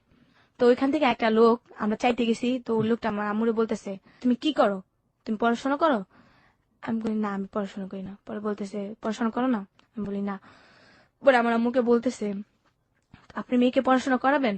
তো আমার আম্মু বলতেছে, আমাদের গরিবের আর পড়াশোনা, খাইতেই পারি না, আর পড়াশোনা। তো বলতেছে, আপনি মেয়েকে যদি পড়াশোনা করেন তবে আমি কিছু হেল্প করতে পারি। পরে বলতেছে কি হেল্প? পরে স্কুলটার কথা বললো, স্কুলটা আমাদের এলাকার ভিতরে, নিরসপাড়ার দিকে। তো আমরা বললাম হ্যাঁ, তো আমিও রাজি হইলাম। আম্মু প্রথমে রাজি হয়নি, যে পড়ালেখা করলে আমার চাইবো কি, খামু কেমনে, এগুলা বললো। তো তারপর আমি বললাম না, আমি পড়বো, আমার অনেক ইচ্ছা। যখন স্কুলে মেয়েরা যায় না ভাইয়া, হুম, হুম, হুম। তখন খালি মনে হয় যে আমি যদি পড়তে পারতাম, যদি খালি একটু পড়তে পারতাম, আমিও তো একটা মানে স্কুলে ব্যাগ নিয়ে যেতাম, স্কুলের পোশাক পরতাম, এগুলো খালি মনে হইতো আর কষ্ট লাগতো। তো আমি বলছি না, আমি পড়বো। তা আম্মু কয়, আচ্ছা ঠিক আছে পড়, সমস্যা নেই। তো ওইখানে পড়তে যেতাম। প্রথমে আমাকে কি করলো, আমাকে বলছেন কোন পর্যন্ত পড়ছি, আমি বলছি ওই যে 3 পর্যন্ত পড়ছি। আমি ওখানে 4-এর আমাকে নিল, ইন্টারভিউ যেটাকে বলে 4-এর নিল। তো 4-এ আমি টিকে গেলাম। এটা কি খ্রিস্টান মিশনারি স্কুল? হ্যাঁ, কিন্তু ওইখানে ধর্ম বই আমাদের পড়ায় না, আমাদের মুসলমানের যে ধর্ম বইটা ওটা পড়ায় না, এছাড়া সব পড়ায়, বাট ইংলিশ টিংলিশ যেগুলো আছে সবই পড়ায়। ওকে। এখানে আপনাকে কে দিল ভর্তি করে? একটা টিচার আর কি। ওখানকারই একজন টিচার? হ্যাঁ, হ্যাঁ। ওকে, হ্যাঁ। তারপর ওনারা আর কি টুকাই ছেলেদেরকে নিয়ে, মেয়েদেরকে নিয়ে ওখানে পড়াশোনা করায় আর কি। হুম, হুম, হুম। তো ওখানে আমাকে ইন্টারভিউ নেওয়া হয়, তো আমি টিকে গেলাম। নেওয়ার পর আমাকে 4-এ ভর্তি করানো হয়। জি। 4-এ ভর্তি করানো হওয়ার পর যাক ওখানে পড়াশোনা করি, ভালো একটা মানে সানডে ক্লাস হয় শুক্রবারে সানডে ক্লাস হওয়ার পর ওখানে রুটি দেয়, তারপরে নাচ শিখায়, এরকম অনেক কিছুই, জি। খুব একটা আনন্দেই। তারপর যেটা হয়, ওখানে গোসল করতে গিয়ে ওখানে একটা কাজ হয়, যে ওখানে একটা পুষ্করণী আছে, ঠিক আছে ভাইয়া? হুম, হুম, হুম। তো আমি কি করতাম, সকালবেলা গোসল করতে গেলে, তো একদিন যেটা হয়, মাছ ধরতে যেতাম। জি। আমরা কয়েকটা ফ্রেন্ড আসতে, ওখানে গোসল করতে করতে একটা মেয়ের সাথে পরিচয় আপনার হয়। মা তখন কোথায় থাকতো এই সময়টাতে? মায়ের চাইতো দিনের বেলা, তো আমাকে বলতো যে অমুক জায়গায় আয়সা পড়বো আমরা, অমুক জায়গায় গেছে টঙ্গি বাজার, আমরা রাত্রে আয়সা একসাথে থাকতাম। তো আম্মু বলতো, একসাথে কি বাইরেই থাকতেন? হ্যাঁ, আমার এর ভিতরে আবার আম্মু আমার রুম নেওয়ার অনেক চেষ্টা করছে। একটা রুম নিত বস্তির ভিতরে 700 টাকা, আর আম্মু দিতে পারতো না 700 টাকা। কি করতো, ওখানে 700, তখন 500-700 টাকা রুম ভাড়া ছিল, কিন্তু আম্মু দিতে পারতো না। তো তখন আম্মু কি করতো, বিক্রি করে যে চালগুলা পাইতো না, এই চালগুলো অনেকটা চাল দোকানে দোকানে, পিঠার দোকানে বিক্রি করতো। আচ্ছা। বিক্রি করে যা পাইতো 100-200 টাকা করে বেচতো। আবার দেখা গেছে যেই বাসায় আমরা ভাড়া নিতাম, ওই লোকটার কাছে আমরা চাল বিক্রি করতাম, মাস শেষ হিসাব করে আমাদের ভাড়া রেখে দিত। আবার কোনো বাসায় থাকতেও পারতাম না, আমাদের রুম ছেড়ে দিতে বলতো ভাড়া না দিতে পারলে। হুম, হুম। তো এখানে আমার একটা এবং বান্ধবী, সারাদিন স্কুল করতেন এবং করে মার সাথে ওই বাজারে হ্যাঁ, আশেপাশে কোথাও ঘুমাতেন? ঘুমাইতাম। বইগুলো আমাদের সাথেই থাকতো, একটা ব্যাগ আছে বাজারের ব্যাগ, ওই ব্যাগের ভিতরে থাকতো। তারপর যেটা হয়, আমি তারপরের গল্পটা আমরা একটু পরে শুনবো মনি। আমরা এই পর্যায়ে ছোট্ট একটা বিরতি নিতে চাই, সংবাদের বিরতি। প্রিয় শ্রোতা, আপনারা শুনছেন হ্যালো 8920 এবিসি রেডিওতে। আরজি কিবরিয়া আপনার সঙ্গে রয়েছে আরজি কিবরিয়ার টিম। আপনাদের সবাইকে বলছি, মনিকে দেখতে চাইলে এই মুহূর্তে আপনারা চলে আসতে পারেন আমাদের ফেসবুকে। আমাদের ফেসবুকের ঠিকানা www.facebook.com/hello8920। আমি আবারও বলি www.facebook.com/hello8920। ওখানে যাবেন, যাওয়ার পরে আপনি লাইক দেবেন।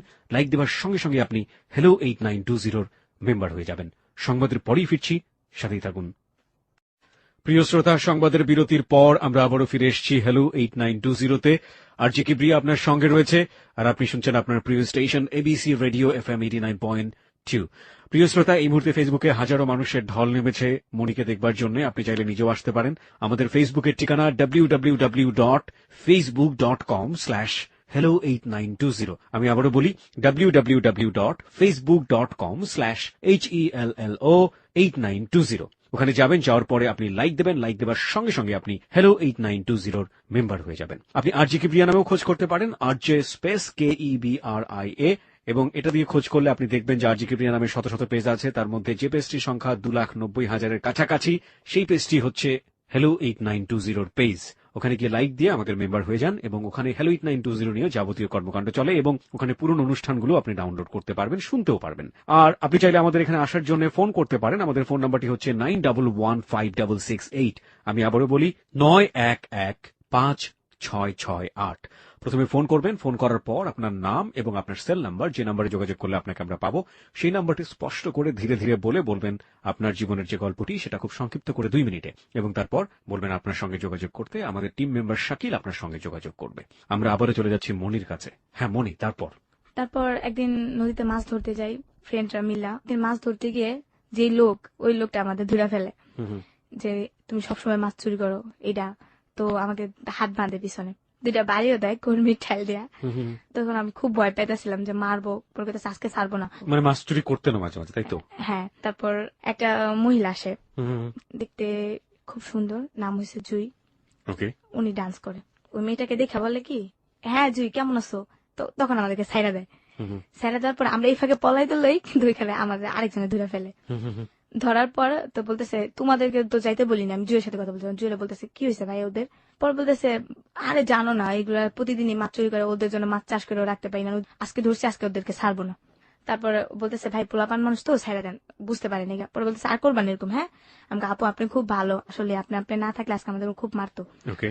পরে একদিনকে কি হয় যে আমরা ঝালমুড়ি খেতে যাই। খাওয়ার পর ওই দিনকে আমি টাকা হারাই ফেলি, আমার কাছে 15 টাকা ছিল, হারাই ফেলি। তো লোকটারে ঝালমুড়ি দিতে বলি, লোকটা বানায় ফেলে। লোকটা বলে টাকা দেবো, আমি টাকা তো দেবো, টাকা যে আমি হারাই ফেলছি ওটা আমার মনে নেই। এখন তো লোকটা ঝালমুড়ি বানায় ফেলছে, লোকটা ছাড়বে না, বলতেছে তোমাদের জন্য ঝালমুড়ি বানাইছি, এখন তুমি কি করবা? ঝালমুড়ি নাও আর টাকা দাও। আর আমরা টাকা দিই কই থেকে? তারপর ওই মেয়েটা দেখা বলতেছে কি হয়েছে ভাই? পরে আমি বলতেছি আপু আমি না টাকা হারাই ফেলছি, এই জন্য আর কি আমাদেরকে বকতেছে। পরে ওই লোকটা বললো কয় টাকা হয়েছে? বলছে 15 টাকা। উনি বলতেছে ওদের আরো 15 টাকা ঝালমুড়ি দাও, ওটা খায়া যাক, আমি টাকা দিতেছি। তো আমি বললাম আপনি আসলে আপু খুব ভালো। পরে দিল 29 টাকা। দেওয়ার পর ওনার সাথে ভালোই কথা বলতেছি। তখন উনি আমাকে ডাক দেয়, ডাক দিলে ওনার যত কিছু লাগে আমি কিনাই না দেই। উনি সিগারেট খাইতো, উনি আমাকে টাকা দিত, আমি সিগারেট আইনা দিতাম। তো উনি আবার দোতলায় থাকতো, মেয়েদের মিললাম, উনার না হলেও 7-8টা মেয়ে থাকতো। তো ওনাদের থাকতে পরে আমি বলতাম আপা আপনি কি করেন? তো উনি একদিন বললো আমি ডান্স করি। পরে আমি বলতেছি তুমি করবা? তখন আমি চিন্তা করলাম আমি তো ভিক্ষা করলে মানুষের খারাপ কয়। তো ওনারে বলছি আপা আমি আমার আম্মুর সাথে এমন এমন থাকি, আমি ভিক্ষা করি। ও বলছে তুমি তো বড় হইতাছো, মানুষের স্মরণ দিবে তোমাকে, কেন ভিক্ষা করো? তুমি একটা কর্ম করে তো খাইতে পারো, তোমার আম্মুকে তো চালাইতে পারো। তখন আমি অনেক জায়গায় জব নেওয়ার চিন্তা ভাবনা করছি, বাট আমাকে চাকরি দেয় নাই বলে একেবারে পিচ্ছি নাকি আমি। ও তখন আমাকে মেয়েটা বললো যে তুমি কিছু করবা? আমাকে হ্যাঁ করবো, তুমি ডান্স করতে পারো? তো আমি দেখাইলাম, ও বললো চলবে, সমস্যা নেই। তো আমাকে নিয়ে গেল প্রথমে ওর এক ক্লাব, ক্যামেরাম্যান আলম ভাই, ওনার কাছে নিয়ে গেল। তো ওনার কাছে নিয়ে যাওয়ার পর উনি আমাকে দেখা বলতেছে ও তো একেবারে ছোট, আর কি কাজ করবে? এই জুইয়া ভাই আপনাকে নিয়ে যাচ্ছে। তখন আমার ভালো ড্রেস আপও নেই, তো ওর একটা ড্রেস আপ আমাকে নিয়ে গেছে। ও কি করবে? ওর দেখতেই তো বাচ্চা বাচ্চা মনে হয়। তো বলতেছে কিছু না আলম ভাই, আপনি খালি বলেন যে ও ডান্স করবে আর ও আমার অ্যাসিস্ট্যান্ট হিসাবে থাকবে। আমি সেটা জানি না, আমি জানি যে আমি ডান্স করবো, আমি কি একটা আনন্দের ভিতরে আছি, আমি ডান্স করবো। পরে এটা বলার পর ও বলে আচ্ছা ঠিক আছে চলবে, সমস্যা নেই। আলম ভাই বলে জুইটা আসলে কে ছিল? ওই ডান্স করতো। সেটা ঠিক আছে, কিন্তু ডান্স যেহেতু করতে সেজন্য জিজ্ঞেস করেছি, জুইটা আসলে কে ছিল? আমরা কি তাকে চিনি? না না, ও অতটা উজ্জ্বলতা না, অতটা মানে পরিচিত না। হ্যাঁ, মানে শুধু ডান্স করতো। উনি ডান্স কোথায় করতো? মানে কাউকে শেখাতো নাকি কোন সিনেমাতে করতো? না সিনেমাতে না, দেখা যাচ্ছে বিভিন্ন ধরনের বিচিত্র অনুষ্ঠান, যেটাকে বলে বিয়ে বাড়ির অনুষ্ঠান, যাত্রা, মানে মানুষের বিভিন্ন জায়গায় গিয়ে যে নাচাগুলো করা অনুষ্ঠানগুলোতে ও নাচতো। আচ্ছা ঠিক আছে। তারপর ওখানে আমার নিয়ে যায় অতি ফাস্ট। আচ্ছা। তো তখন আমি যাই রাজশাহী দুর্গাপুর একটা জায়গায় যাই। তো ওরা সবাই আর কি মেকআপ করার পর তো ওরা স্টেজে যায়, তখন আর আমাকে মেকআপ করায় না। তো আমি চিন্তা করতেছি যে ওরা মেকআপ করছে, আমিও তো নাচবো, তো আমাকে মেকআপ করায় না কেন? পরে ওদের নাচতেছে, তো বলছে জুয়াপা আমি কি ডান্স করবো না? হ্যাঁ করবি, তুমি আজকে না কালকে করবা। তো কালকেও আসলো, কালকেও না। আমি জিজ্ঞেস করার আগেই না যে মালিকের আন্ডারে আমরা গেছি, তো ওই লোকটা বলতেছে তোমার রান্না করা লাগবে। তা আমি তো রান্না করতে পারি না, যে বড় বড় পাতিল, এর ভিতরে কিন্তু যে আমি কিন্তু পলাই গেছি, আমার আম্মু কিন্তু আমাকে বিস্তারিতেছে, পাগল হয়ে গেছে, আমি বিস্তারিতেছে আমার আম্মুকে। আচ্ছা, একটা জিনিস সেটা হচ্ছে যে প্রথমত আপনি আপনার আম্মুকে বলে যাননি এরকম একটা বয়সে। আরেকটা ব্যাপার যেটা, সেটা হচ্ছে যে আপনি কি নাচ করবেন না, এটা যে আপনি জুইকে জিজ্ঞেস করছিলেন, আপনি কি সেই সময় নাচ শিখেছেন? এই টিভিতে দেখতাম মানুষের ডান্স করতো, মানে একটা ছোট বয়স, আমি পারি আর না পারি আমি স্টেজে নাচবো, স্টেজে নাচবো, এরকম একটা ব্যাপার। আনন্দ একটা অন্যরকম ছিল। ওকে, হ্যাঁ, তারপর? তারপর ওই মালিক বলতেছে তোমার রান্না করা লাগবে, তো আমি বলতেছি আমি তো রান্না করতে পারি না, আমি কিভাবে রান্না করব। পরে আমাকে বলতেছে না, করতেই হবে, আমি আমার তো রান্না করার জন্য আনে নাই, আমাকে বলছে আমি ডান্স করব। পরে মেয়েটা বলতেছে কিসের ডান্স, তুমি আমার সাথে অ্যাসিস্ট্যান্ট হিসাবে আসছো। তো তখন আমি খুব কান্নাকাটি করি, যেহেতু অচেনা একটা মেয়ের সাথে আসছি, ভয় লাগতেছে কিভাবে কি করব।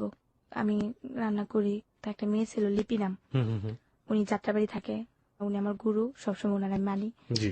উনি আমাকে অতি ফাস্ট মেকআপ করে, আমাকে অতি ফাস্ট মেকআপ মানে বুঝলাম না। মানে তখনই আমাকে মেকআপ করে, ও বলে যে ও পারবে। আচ্ছা। তো ওই মেয়েটা নাচতো না, আমি ওর গানে শুনে না আমি বাইরে নাচতাম, তো আমার ডান্স গুলো কয়েকজন ফলো করে, করার পর ওই মেয়ের থেকে ভাই আমি খুব ভালো ডান্স করি, তো ওই মেয়েটা আবার ফলো করে যে না ওর থেকে তো ওই ডান্স করে, তো ও আমাকে এতগুলা গালাগালি করে না, তো ওর খুব হিটে আসে, তো ও বলে যে আমি মেকআপ করাই দিব, আমি ওরকে স্টেজে উঠাবো, ও যদি না পারে তখন যা বলেন আমাকে বলবেন। তো আমাকে খুব ইমোশনাল ভাবে ইয়ে করে নেয়, তো আমি খুব মানে নার্ভাস হয়ে যাই যে প্রথম প্রথম স্টেজে উঠতেছি, কি হয় না হয়। প্রথমে আল্লাহর নাম নিয়ে স্মরণ করলাম। এটা কিসের অনুষ্ঠান ছিল? এটা ছিল আপনার একটা স্কুল ফাংশন। School function? হ্যাঁ। ওকে, আপনাদেরকে ভাড়া করা হয়েছিল ওখানে নাচার জন্য? এক ধরনের ডান্স গ্রুপ। ডান্স গ্রুপের নামটা কি জানেন? এটা মানে জাদুর খেলা দেখায়, একটা মানুষকে 3টা টুকরো করে।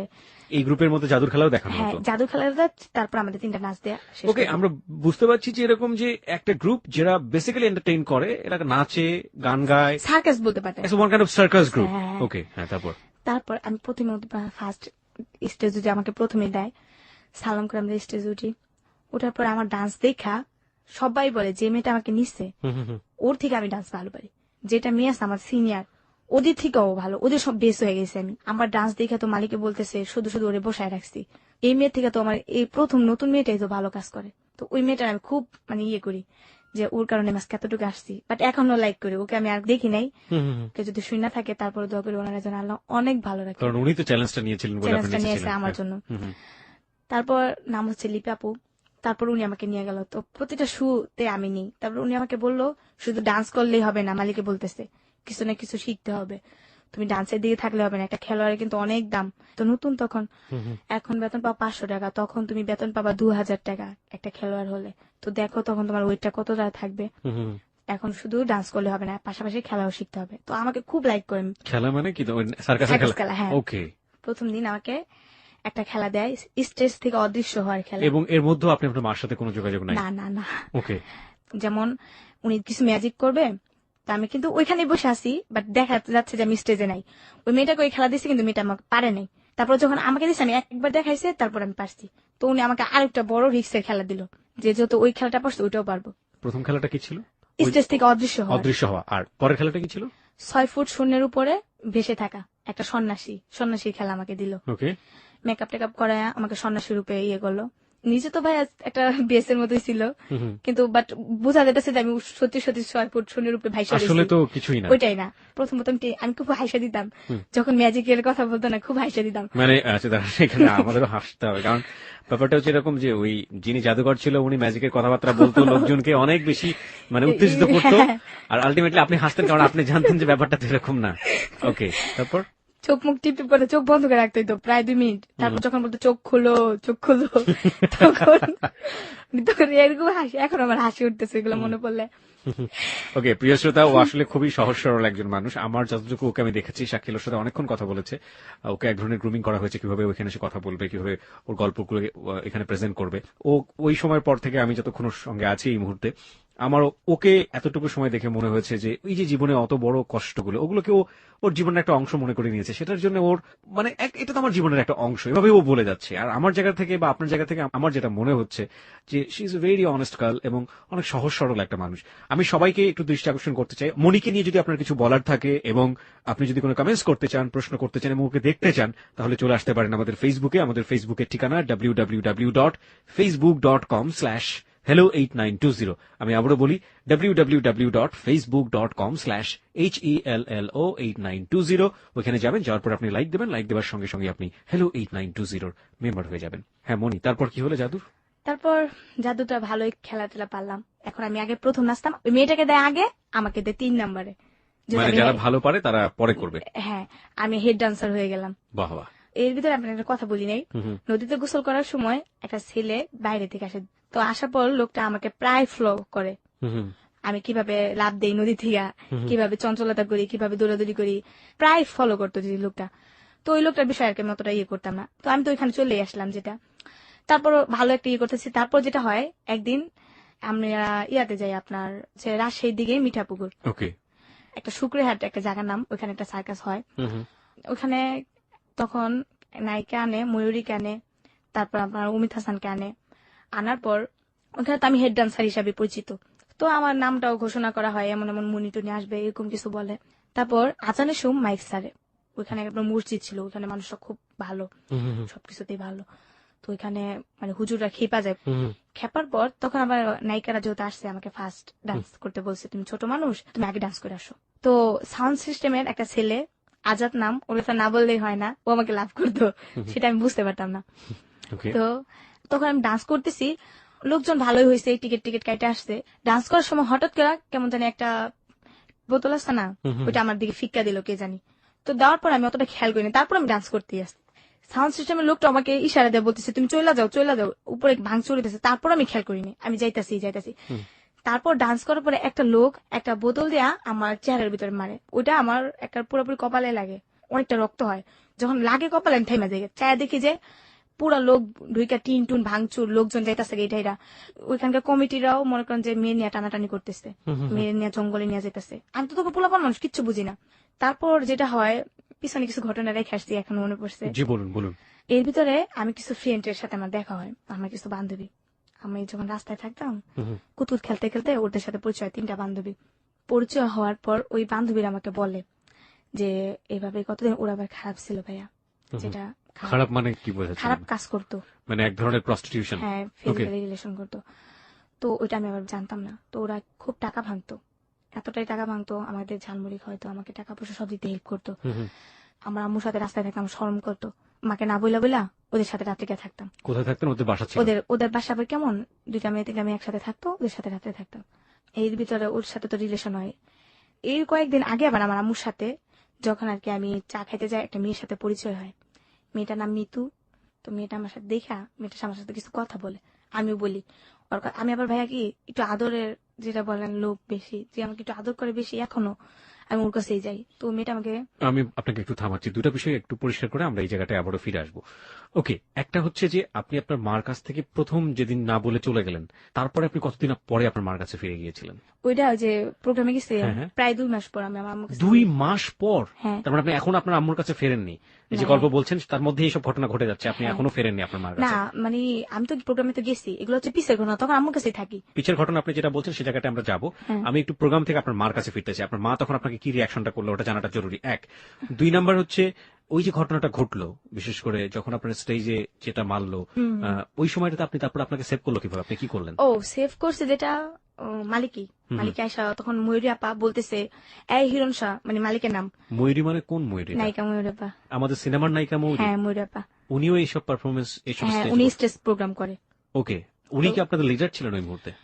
লিডার বলতে কি, উনি একটা নায়িকা মানুষ না, উনিও তো ডান্স করার জন্য উঠছিল, ওনাকে দেখতে জন্য টিকিট কাটছিল, সার্কাসে আসে না এমন। ও, সবাই ওনাকে দেখার জন্য টিকিট কাটছিল, ওইটাই। তো ময়ূরী আপা খুব ভালো, যেটা আমি ওনার সাথে চললেই বোঝা যায় যে উনি কোন ধরনের। ময়ূরী আপা এই হিরণ শাহ, তোর মেয়েদের কাকে সেভ কর, মেয়েদের তো টাইনা নিয়ে যেতেছে, 2টা মেয়ে অলরেডি টাইনা নিয়ে গেছে, ওই যে জুই ও আরেকটা মেয়েকে টাইনা নিয়ে গেছে অলরেডি, 2টা গাড়ি মনকে ভাঙচুর করছে ওনার। তো ময়ূরী আপার ড্রাইভার ফোন করেছে, আপা কি করবো, গাড়ি তো ভাঙা ফেলতেছে, কি করবো? বলতেছে তুমি গাড়ি নিয়ে একটু সামনে যাও, আমি আসতেছি। তারপর ময়ূরী আপা ওইখানকার এলাকার, যেটা রংপুর, এখন মনে হচ্ছে রংপুর, যেগুলা মিঠাপুকুরে যে পুলিশগুলো আসতে ওনাদেরকে ফোন করে, ওনারা আবার আস্তে আস্তে একটু লেট হয় আর কি। তারপরে আমি ময়ূরাপুর একটা খালাম্মা আর ওনার সাথে একজন যায়, উনি, তারপর অন্তরা, আমিল আর মালিক হিরণ সাবাই, ওনারা যাই গিয়ে একটা প্রফেসরের বাসায় উঠি। উঠানোর পর প্রফেসরের বাসা পুরো ঘিরা দিয়ে ফেলে, তখন সাথে সাথে পুলিশ এসে পড়ে। পুলিশের কারণে আর কি গ্যাঞ্জাম করতে পারি না অতটা। 2টা মেয়ে তো অলরেডি নিয়ে গেছে।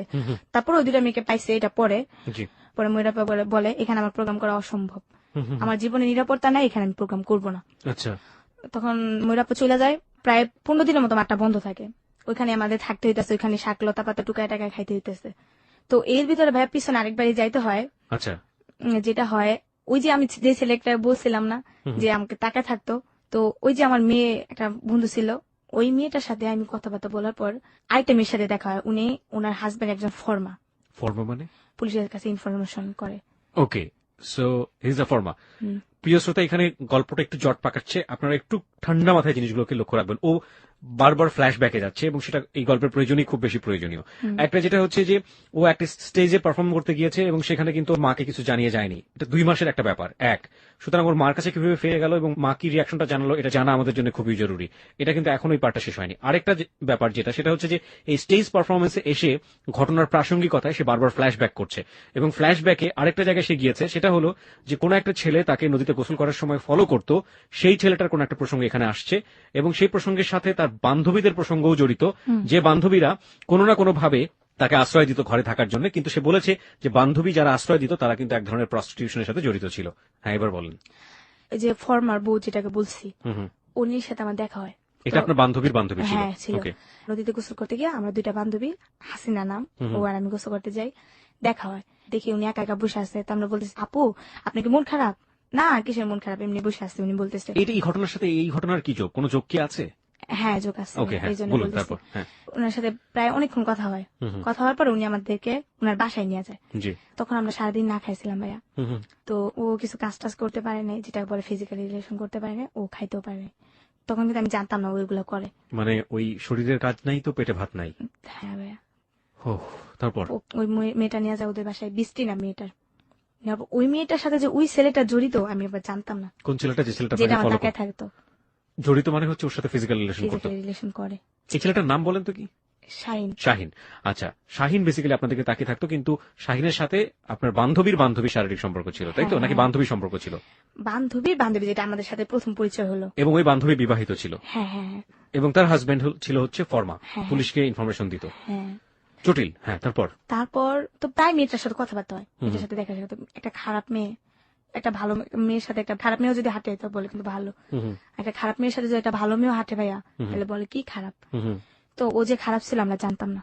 তো ওদের সাথে হাঁটাতে, মানে আমাদের এলাকা যেটাকে বলে বউ বাজার, ওই বাজারটা নাম করা হয়ে যায় যে আমরা, ও মেয়েটা খারাপ বৃষ্টি, ওর সাথে আমরা ঘুরি, আমরাও খারাপ। এক সময় অনেকে রাস্তাঘাটে দেখলে আমাকে বলতো যে কিছু টাকা দিয়ে আসবি। ওই ছেলেটা বলতো? ছেলেটা না, মানুষে বলতো। মানুষরা আপনাকে বলতো? হ্যাঁ। তারপর যেটা হয়, ওদের ব্যাপারটা আমি যাই না যাই, জোরা এসব কাজ করে। পর একদিন মেয়েটা আমাকে বলে, এইভাবে তো জীবন চলে না। এগুলো কি আপনার স্টেজ পারফরমেন্সের আগের ঘটনা? হ্যাঁ, আগের ঘটনা।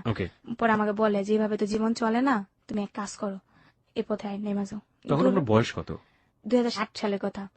2008 সাল মানে হচ্ছে তখন আপনার বয়স 13 থেকে 12 বছর। হ্যাঁ, আমি বলছি না, আমি এগুলো করবো না। তখন বলে, করো, তোমার সমস্যা কি, করো। তখন আমরা খাইতে পারতাম না ভাইয়া। তো ওই মেয়েটা অনেক ইয়ে করতো, আমাদের থাকার জায়গাও ছিল না। তো এর ভিতরে কিন্তু আমার মার সাথে আমি কথাবার্তা বলি না, ওদের সাথে থাকি। আমার সাথে দেখলে আমার সাথে কই, আমার সাথে আম্মা আমি এনে থাকি, আম্মা তুমি এনে থাকো, রাস্তায় আমার শরম করে, এগুলো বলতাম। আম্মা আবার আমার দিনের বেলা দেখা যেত, রাতের বেলা আমি ওদের সাথে থাকতাম, আম্মা কিছু বলতো না। তো পরে মেয়েটা, ওই যে ছেলে, ওই ছেলেকে কয় তুমি এগুলো করবা? আমি কই না, আমি এগুলো করবো না। করো, দেখ বাস্তবে অনেক কিছুই করে মানুষে। তারপর আমি রাজি হই এক পর্যায়ে ওই ছেলেটার সাথে। হ্যাঁ, আমি তো ছেলেটা চিনি না, ছেলেটা আমাকে প্রথম দেখায় নাকি বলে। তার মানে আমার যেটা মনে হচ্ছে যে ওই ছেলেটাই আলটিমেটলি এই মেয়েটাকে দিয়ে আপনাকে পটানোর চেষ্টা করছে। ওকে এমনকি টাকাও খাওয়াইছে আমার জন্য। তারপর আমাকে নিয়ে যায় একটা রুমের ভিতরে, নেওয়ার পর অতি ফার্স্ট ও আর আমার ওই বান্ধবীটা যায়, আর ওই বান্ধবীটা 20 টাপু যায়, আর এই লোকটা যায় শাইন। এগুলো আপনার মা জানতো না? আমার মা এখনো বর্তমান জানে না। এখনো জানে না এগুলো? এখনো জানে না। ওকে।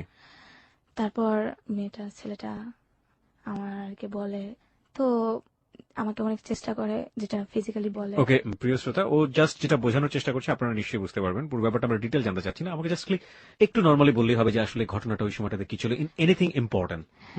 তারপর আমাকে চেষ্টা করে, বাট হয় না, আমি খুব কষ্ট পাই। কারণ আপনি তখন অনেক বেশি বয়স কম এবং স্বাভাবিকভাবে। হ্যাঁ, তো উনি দেখতেছে, উনি এতটাই হয়ে গেছে যে উনি নিজেকে নিজে কন্ট্রোল করতে পারতেছে না। উনি আমাকে বলে যে দেখো আমি এখন কি করবো, আমি তো আমার দরকার। তখন আমাকে বলে, আমার ওই 20 আপু বলে, দেখো 20টা পর একদিক আমার মাথা হাত বুলাই দিতেছে, একদিক ও এগুলো করতেছে আপনার লাইফের ফার্স্ট এরকম রিলেশনশিপ, এবং তাও এতগুলো লোকের সামনে? সামনে 2জন লোকের সামনে, লাইট অফ ছিল। ওকে। তারপর আমি বলি যে আমি পারবো না, আমি পারবো আপনাকে না। টাকা দেওয়ার কথা বলেছে, কনভিন্স হ্যাঁ, করেছে? হ্যাঁ। কি পরিমাণ টাকার কথা বলেছে আপনাকে? টাকার পরিমাণ বলছে যে আমাকে 1000 টাকা দিবে। আর আপনি 1000 টাকা তো তখন জানেন বিশাল টাকা আপনার কাছে। বিশাল টাকা, হ্যাঁ। আর আমাকে থাকার জায়গা, ওই যে 20টা থাকার জায়গা দিবে, ওদের সাথে থাকতে পারবো, খাইতে পারবো 2 বেলা। আমার চিন্তা ছিল আমি রাস্তায় থাকবো না। আমি একটু সাম আপ করতে চাই প্রিয় শ্রোতা, আমরা গল্পের যে জায়গাটায় ছিলাম, which is very very important. ও একটা সার্কাস গ্রুপের সঙ্গে যোগ দিয়েছে, তার আগে একটু ফ্ল্যাশব্যাক করছে। সার্কাস গ্রুপে কেন গেল, সার্কাস গ্রুপের সাথে ঘটনার সম্পৃক্ততা রয়েছে। সার্কাস গ্রুপে গিয়ে ও যে ঘটনাটার বর্ণনা করেছে, সেই ঘটনা এমন একটি জায়গায় দাঁড়িয়ে আছে যে কোনো একটা সন্ধ্যায় সার্কাস গ্রুপটি এক ধরনের বিশেষ মোল্লাদের দ্বারা আক্রান্ত হয়েছে, এবং সেই জায়গাটা থেকে সে ফ্ল্যাশব্যাকে তার অতীতে ফিরে এসছে। অতীতের জীবনে সে কিছু বান্ধবীর কথা বলছে, যে বান্ধবীর সাথে মিশে কোনো না কোনোভাবে সে শারীরিক সম্পর্কের জীবন বেছে নিচ্ছে, এই কারণে যে সে আলটিমেটলি খেতে পারবে এবং তাদের সাথে সে থাকতে পারবে, ঘুমোতে পারবে। কারণ তার মার সাথে যদি তাকে থাকতে হয় তাহলে বাইরে থাকতে হবে, কারণ সে এখন একটু বড় হয়ে গেছে এবং সে চায় না বাইরে থাকতে। এখানে খুবই গুরুত্বপূর্ণ বিষয় যেটা, যে এই প্রস্টিটিউশন লাইফটাতে যাবার আগে তাকে খুব ভালো করে একজন ফলো করত, যে ছেলেটি আলটিমেটলি তার যে বান্ধবী ছিল, সেই বান্ধবীদেরকে দিয়ে কোনো না কোনোভাবে মনিকে রাজি করিয়েছে। প্রথম যে রাতের বর্ণনা সে দিচ্ছে, সে রাতের বর্ণনাটুকু খুবই ভয়াবহ। আমরা ডিটেল জানতে চাইবো না, আপনি শুধুমাত্র ফ্লেভারটুকু বললেই হবে যে আসলে কি ছিল। হ্যাঁ, তারপর ও আমাকে, যেটা হয় হইতে পারে না, তো আমি বলি যে ভাই আমি পারবো না, আমি খুব কষ্ট পাইতেছিলাম। অনেক দেখতে কি মানে বয়স হচ্ছিল? না ভাইয়া, বয়স বেশি না, 28 বছর। 28 বছর, আর আপনি তখন 12 বছর। হ্যাঁ, তখন আবার ওর মানি ব্যাগে বাইরে থেকে আসছে প্রায় 10-20 হাজার টাকা ছিল। বাইরে থেকে আসছে মানে দেশের বাইরে থেকে আসছে? হ্যাঁ, দুবাই থেকে আসছে। ওই যে হাসিনা বলছি, ও কি করছে, ওর মানি ব্যাগ থেকে 1000 টাকা চুরি করছে। তো আমরা তো আইসা পড়ছি, 20টা পুতো বলছে আমাদের ঘরে টাকা দিবে না। কেন? কারণ এটা আমি হয়নি। থাকি নাই। ওকে। তো আমরা রাত্রে কই যাবো, তখন কি করলাম আমরা মানে কি হাসিনাও? ও হাসিনাকেও বের করে দিয়েছে আপনার সঙ্গে? আমাকে দুজনে। তখন আমরা 7 দিন না খাওয়াছিলাম। তো আমাকে এক হোটেলে নিয়ে গেল।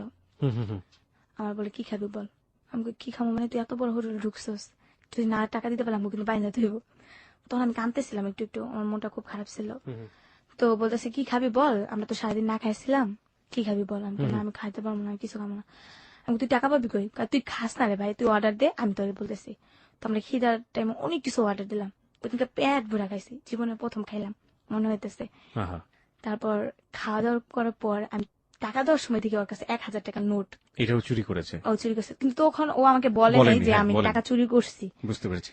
তারপর আমি বললাম হাসি ক সত্য করে তুই টাকাটা কইতে পাইছিস। পরে কইতাছে টাকাটা আমি এমন এমন ওই জায়গা থেকে চুরি করছি। তারপর তো আমরা ভয় পেয়ে গেছি, যে লোকটা আমাদের ধরে 1000 টাকা কি মুখের কথা, এই যে গেল 1000 টাকা তো ভাঙাভাঙি করলাম। তখন মেয়েটার সাথে আমার আর কথাবার্তা হয় না। তো একদিন গোসল করতে গিয়ে মেয়েটার সাথে আবার দেখা হয়। কোন মেয়েটা এটা? ওই যে বৃষ্টি, যার পাশে আপনার থাকার কথা ছিল। হ্যাঁ, ওর সাথে দেখার পরে ও আমাকে বলে ঠিক আছে যাওয়া রয়েছে, কিছু করো না। তো এর ভিতরে নতুন গোসল করতে সময় একটা কোন জায়গায় গোসল করতেন আপনি? এটা তুরাগ নদী। তুরাগ নদীতে গোসল করতেন? হ্যাঁ। ওকে, হ্যাঁ, তারপর? তুরাগ নদীতে গোসল করতে সময় একটা ছেলে, সোহেল নাম, সেটা ভ্যান গাড়ি চালায়। তো উনি মাছ ধরতো, ওনাকে দেখতাম আমরা, জাল বাইতো, ওনার সাথে সাথে আমরা চাইতাম। আবারও আপনাকে বলি যে আপনি যে ঘটনার এখানে বিশাল বর্ণনা দিচ্ছেন, সেটার সাথে কি আপনার রংপুরের স্টেজ পারফরমেন্সের বর্ণনা আছে? হ্যাঁ আছে। ওকে, ফাইন, চলুন তারপর। তো ওনারা দেখি গোসল করে। তো একদিন আমরা বিকেলে গোসল করে ভাবতেছি রোদে, আমার আবার কাপড় চোপড় ছিল না, আমরা রোদে কাপড় শুকাইতাম। তো রোদে বসে বসে ভাবতেছি কি করবো, আজকে কোথায় থাকবো, রাত্রে কই থাকবো। তো ও কইতেছে দেখ আজকে রাত্রে কাজ করতে হবে, বাইরে থাকতে হবে। তো এরকম করতেছি, তো ওই যে সোহেল বললাম, ও জিনিসটা দেখার পর ও আমাকে বলে কি করো তোমরা। তো আমরা বলি যেমন এমন আমরা কিছু করি না, আমরা এমনি ঘুরি ফিরে খাই। তখন কিন্তু আমি পড়াশোনা করি, ওই যে খ্রিস্টান স্কুল পড়াশোনা করি খাওয়ার জন্য দুপুরবেলা। ওরেও নিয়ে যাই আমার বান্ধবী, যে তুই ও পর খাইতে পারবো আমরা দুপুরবেলা, ওরে ভর্তি করে দিই খাবার লোভে হওয়া। তারপর যেটা হয়, ওই ছেলেটা আমাকে বলে আমি তো ব্যাচেলার থাকি, তুমি আমার সাথে থাকবা। আমাকে আপনার সাথে আমি কিভাবে থাকবো, পরে বলে তোমাকে আমি বলবো তুমি আমার ওয়াইফ হও, আমি তোমাকে বিয়ে করছি, তুমি আমার কাছে 1 মাস থাকবা, তুমি চাকরি নিবা, 1 মাস পর তুমি আমার কাছ থেকে চলে যাবা, তোমরা 2 ফ্রেন্ড মিললা একটা রুম নিবা, নেওয়ার পর তুমি তোমার মতো করে চুলাফিলা খাবা, আমি জাস্ট তোমার উপকার করবো। আমি বলছি আপনি গায়ে টাচ করবেন না তো? না। আমি তাহলে আপনার উপরে তো শুবেন, আমি নিচে শুবো। ঠিক আছে, আমি রাজি হয়ে যাই ওর কথায়, সোহেলের সাথে। হ্যাঁ, আমার ফ্রেন্ডরা ওই যে বান্ধবী, ও খুব না করে যে দেখ ছেলেরা ভালো না, এগুলো বলে, পরে যে কিছু করবো না কোনো গ্যারান্টি আছে? হাসিনা তো এই পেশাতে আগে থেকে ছিল। হ্যাঁ, ও কিন্তু অতটা না, টুকটাক করতো, এটা যেটাকে বলে না করলে তো পেটে ভাত জুটতো না। ও চায় না, ওর বাবার কাছে থেকে যায়, আমি চাই। আমি যাওয়ার পর এক প্রকার আমি ওকে হাজবেন্ডের পরিচয় দেওয়া থাকি ওর বাসায়। থাকার পর ওই যে ছেলেটা আমার প্রথম ফিজিক্যালি রিলেশন করতে চাইছিল, ওর বাসা আর আমি যে জায়গায় যাচ্ছি বেশ একটা দূরে না, কাছাকাছি। তারপর একদিন ওই ছেলেটা, আমি চাকরি নেই, নেওয়ার পর কি মানে চাকরি নেন আপনি? গার্মেন্টস। আচ্ছা, আপনার গার্মেন্টস মা কই গেল এর এই মাঝে? ভিতরে মা থাকে, কোথায় থাকে? মানে মা রাস্তায় থাকে। মা, তো আপনি একটা বাসায় উঠে গেলেন, আপনার মা বাধা দিল না সেটা? আমি চিন্তা ছিলাম যে এই লোকটার সাথে হুম। থাকার পর আমি আমার মাকে নিয়ে একটা রুম নিয়ে ফেলবো। আচ্ছা, লোকটার সাথে পরিচয় আপনার মা হওয়ার পরে, জানতো এটা? না আমার মা জানতো না। আমার মা জানতো আমি খালাম্মার বাসায় থাকি। আচ্ছা, আমার চিন্তা ছিল একটাই, যে আমি গার্মেন্টসে চাকরি করবো, টাকা কিছু কামাইবো, আমার ঘর নিবো, আমার আম্মুরে রাখবো, আমার আম্মু ঘরে রান্না বান্না করবো, আমি চাকরি করবো, আমি খাবো। তারপর আমি তো হাজবেন্ডের ওয়াইফ পরিচয় দিছি। হুম হুম, তো তখন আমি চাকরি নিতে, যেমন আমি ওনার কাছে 25 তারিখে গেছি, আর 5 দিন বাকি আছে জি, চাকরির জন্য নেওয়ার জন্য। 1 তারিখ ছাড়া তো চাকরি নেওয়া যায় না। হুম হুম, উনি উপরে থাকে, আমি নিচে থাকি। তো শীতের দিন তো নিচে থাকা একা সম্ভব না, খুব শীত করে।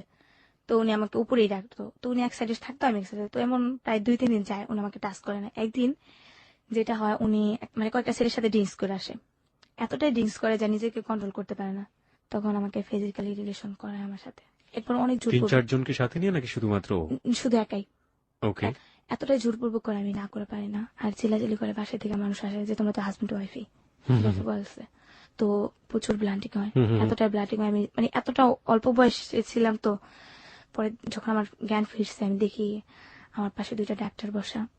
দুটো ডাক্তার আপনার পাশে বসা? হ্যাঁ, পেশা আপনার রুমের মধ্যে নাকি? হ্যাঁ, রুমের ভিতরে। তার মানে ওখানে যে ছেলেটা যে থাকতো, এটা কি এক ধরনের বস্তি ছিল? হ্যাঁ, বসতেছিল। বস্তির মধ্যেই থাকে এরা? হ্যাঁ, ডাক্তাররা কি বস্তির ডাক্তারই? না, ডাক্তার ছিল আপনার এমনি ফার্মেসি ডাক্তার। ফার্মেসির ডাক্তার নিয়ে আসছে? হ্যাঁ, হ্যাঁ, হ্যাঁ। ওকে, লোকটা তো বুঝতে পারছে, বুঝছে নতুন বউ, হুম হুম, ওয়াইফ। তো লোকটা কিছু ওষুধ লিখে দেয় আমাকে। দেওয়ার পর আমাকে বলে কিছু হাঁটাচলা কম করতে, ভারী জিনিস কম নিতে আর কি বলে দেয় আমাকে। হুম হুম, হুম, তারপর আমি তো ভারী জিনিস কমই নিই। তারপর যেটা হয়, কিছুদিন তোর কাছে থাকতেই হয় আমার, আমি কোথায় যাবো এই অবস্থা নিয়ে। হুম হুম। তো আমি ফাইনালি ডিসিশন নিয়ে নিছি, ওরকে নিয়ে আমি সংসার করবো, যেহেতু আমাকে ফিজিক্যালি রিলেশন করেই ফেলছে, আপনি এই সিদ্ধান্ত নিয়ে নিয়ে ফেলেন? ফেলছে। ওকে, আমি পরে বলছি আমার আম্মু আছে, আমার আম্মু রাস্তায় থাকে, আপনি আমার আম্মুকে নিয়ে আসবেন। তো যেটা হয়, কুরবানি ঈদ আসে, ও কি করে মাংস ঢুকাইতে যায়। হুম হুম, কুরবানি ঈদে তো আমি সারাদিন আমার বান্ধবী 2টাকে নিয়ে আসি, আমার বাসায় খাওয়াবো ওদের। হুম ওরা হুম। তো আমাকে অনেক উপকার করছে। ও মা, কতক্ষণ পরে শুনি যে ও নাকি বলে মাংস ঢুকাইতে গেছে। এটা শুনে আমার না খুব শরম লাগে, যে আমার হাজবেন্ডই বলতে এক হিসাবে, বিয়ে হয়নি কিন্তু আমাদের, আমরা সিদ্ধান্ত নিয়েছি বিয়ে করব। ওকে, তো যে আমার হাজবেন্ড ও এই মাংস ঢুকায়, আমার শরম লাগতেছে, আমি ওর সাথে মানে কথা বলি না, আমার কেমন জানি একটা প্যাস্টিসে বাঁচতেছে, এরকম প্রেস্টিজে লাগতেছে। বাচ্চে। ওকে, তারপর ও আমার বান্ধবীরা বলে, সি তোর হাজবেন্ড এগুলো করতে পারে। ওই যে বৃষ্টি, ওকেও দাওয়াত করছে আমার বাসায় আসার জন্য। হুম হুম। তো ও আমাকে বুদ্ধি দিল যে তুই তো এগুলো করেই ফেলছিস, আর মনে করতে এখন আনমিনিট না, তুই এখন জাস্ট এগুলো করছি, এখন তুই একটা ইয়ে করতে পারিস, সমস্যা নেই। মানে প্রস্টিটিউশন আসতে পারিস? হ্যাঁ, আসতে পারিস, সমস্যা নেই। তারপর এক সময় এগুলোতে আসলে তুই অনেক টাকা কামাইতে পারবি, তোর মাইনে তুই একটু সুখে থাকতে পারবি। তখন আমি চিন্তা করলাম যে আসলে তো ঠিকই বলছে। তখন আমি ওই চিন্তাটা করি নাই যে আমি এগুলাতে যাইতেছি কেন। কিন্তু বিশ্বাস করেন ভাইয়া, তখন যে আমার পিছনে একটা গার্জিয়ান থাকতো না, হয়তো আমি মনে হয় ওরকমটা ইয়ে করতাম না।